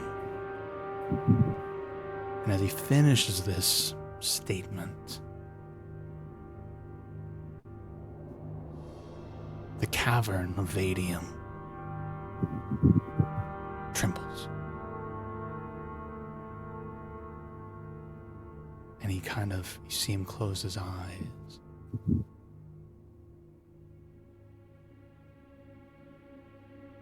There are enemies, Stardust, both apparent and unknown. They search for you and your friends to thwart our efforts. The time is here. The time is now. Gather your friends and allies if you take this task. Return to the Order properly. And it will all become apparent what you need to do. But your friends are in danger. And we come back over to you all. I don't even say that. Yes. If you're up for the challenge, Lady Gertrude, has been minding her own business. But one of the servants comes over and speaks to her. My lady, I think we have something to bring to your attention if you would follow us. Uh-oh. Of the most pressing issue. Very well. And they take you to the gardens. And there's a cloud. Oh! No, it's not a cloud going beyond the sun. You look up and you see portals opening up. Over Waterdeep. Massive. What? Huge. Multitude. Ships come sailing out of the portals. And other figures. Dragons. Red dragons. Oh my god. Riders upon their back.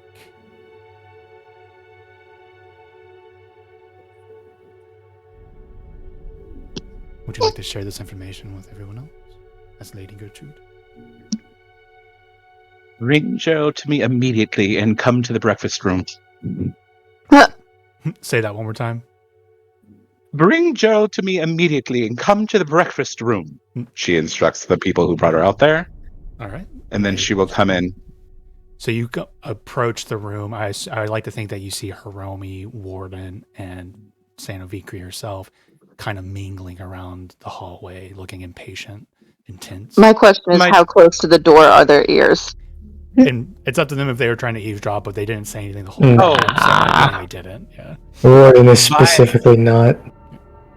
Vi was pressed up to the door, ostensibly so that she could maintain the spell. Fair enough. My dears, accompany me into the breakfast room. I have something to discuss with all of you. And she flings open the doors herself, and they just fly open. No knock, no announcing her presence. And that's what you see, Lorelai, in that moment that I pause. Is the doors come pounding open, Lady Gertrude coming in, and the rest of Manny Moirai coming behind. Okay. My dears, I have great respect for your personal drama, but the skies outside are pocked with portals and dragons. We needs must arm ourselves.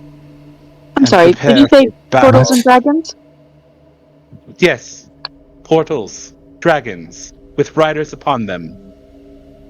Arm yourselves. Lord Arnott looks at you, Lorelai, and immediately starts to leave to go outside. In my brain, there's this beautiful glass, large floor-to-ceiling window overlooking the garden and maybe this itself. So he steps through and out and looks up into the sky. Okay, is it safe for me to say that you all just kind of follow suit to see what he's doing? Oh, yeah. Yeah, I'm right next to him. I'm not. Yep. Mm-hmm. So you all gather out and look up. Warden is going to take his blindfold off. Arnott says, the Githyanki. Well, how does he know that word? And a portal opens up, massive and huge, in the garden itself of the estate. configures like you've seen the very first session whoever did Githyanki with parts of their body of Vadium step through, but then a larger form steps through. A red dragon, adult, steps through the portal, a part of his own body, Vadium. Aaron.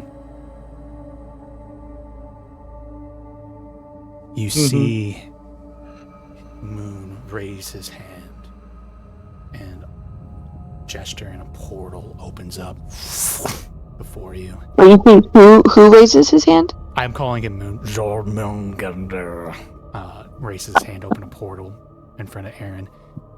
Your friends need you. Gather them. If you take the task, return to the Order. No, how do I stop them? You fight.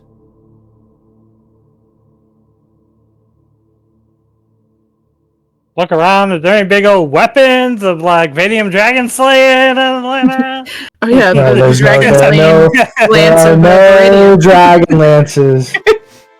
All right. I guess Aaron would like. I mean, it's Aaron. Like, she'll look at. She'll be like, "All right, weird thing. my dad," and she would jump through the portal. Roll a d20 for me. Okay. D20. This is intense. My heart's beating. Oh no. Okay. Now roll a d4 for me. Okay.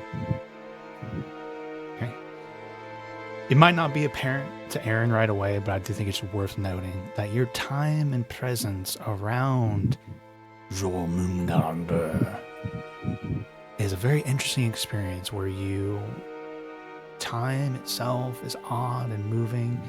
A 9 or lower, you would have de-aged negative d4. 10 or higher, you have aged 4 years from being in his presence. Wow. Wait, what? That's not much for her. And as you all see this portal open up and the dragon and the Githyanki stepping through, another portal opens up. And from it comes Aaron, ready to. Correct me if I'm wrong. I'm projecting, but if you want to describe what you look like when you come, how much? Take it. Wait, she's 4 years older. Yeah, which in LPS ain't that much. Well, I was gonna say like Aaron being Aaron, and she's willing to accept all this just because she's seen a lot. Like as she is going through the portal, I would say that her shield is like expanding out on her gauntlet, and she will pull out her little custom sickle, and she will like invoke like her entire blade of fate, and it will like turn into its big old like crimson like glowing scythe as she like flies through the portal, and she will be getting ready to cast some spells and shit. One last thing, let me get it right. So you all see the portal, and there's a lot of Githyanki coming through, and then you see that there's this other different colored portal open up, and Aaron come out, and this is all kind of happening in slow motion, right? As all of her armor and stuff getting ready to fight. Another portal opens up, and bounding out of it, you see Kira, and behind her, other Order members of the Order. Ooh. And that's where we'll pick up next time. Oh my god. Well, I guess we didn't get to update Arnott on the status of the mission. That's what I said. It's like we're going to be in the middle of stuff, and then it's just going to be whiplash. I love that. 4 years. Man, keep everybody else out of where she just was. Holy shit, you all be wrinkly. I totally imagine like Arnott's got to run off to go do something, and we're all running, and she's gonna Laura's gonna grab his arm and be like, "By the way, BT Dubs, we killed Kaldar, and everything's cool with Xanathar." Bye. To be fair, I want this little detail. Arnott seems like he's preparing himself for a fight. Yeah. Oh, we get to see him. I can't. The only thing, if I am allowed, the only thing I think I would do as I came out, like if I saw the others, I would not say anything as I was bounding towards whatever enemies I saw, but what did she once say to them? She would. What did she say to Vi? Hold on, I gotta pull it up. I gotta look in my thing. Can't wait She would for she would Oops, sorry. Go ahead. Oh, she would mouth to Vi. One of the first things she said to her during a private conversation is that that everything happens for a reason until it doesn't, and she would mouth that to them or to Vi to let Vi know that everything's going wrong. Oh my gosh! I forgot about one stupid little detail. Everyone roll perception checks. Okay. Ooh, I get to do this for sight for once because I'm a blindfold. Yeah, how's that feel? Really? Oof. Yeah, it feels great. Oh wow, does feel great. All right. Ooh, I damn, like look at to imagine Warden. You smell it before you see it, but you look up, and just one little cherry ribbon to add to this little scene. You see another familiar face in the garden, sitting on a bench, smiling. Legray is there. Hey! Holding a little goblet and gives you a little cheers motion as you notice him. Oh shit. I have a feeling if he's there, that's a big deal. Warden's eyes are like flicking around everywhere, and his chest like is heaving, like he's about to panic. But he lets out like a scream of rage and frustration. GG. Damn. Because this is a fucking obstacle. All right. There's something else in the Dang, fucking way. Welcome back, Lindsay. Thank you. Yay! I'm sure you're tired with beds, everything. Thank you. I'm I missed exhausted. you so I'm much. gonna go to bed. Guys, this was amazing. Yeah. Remember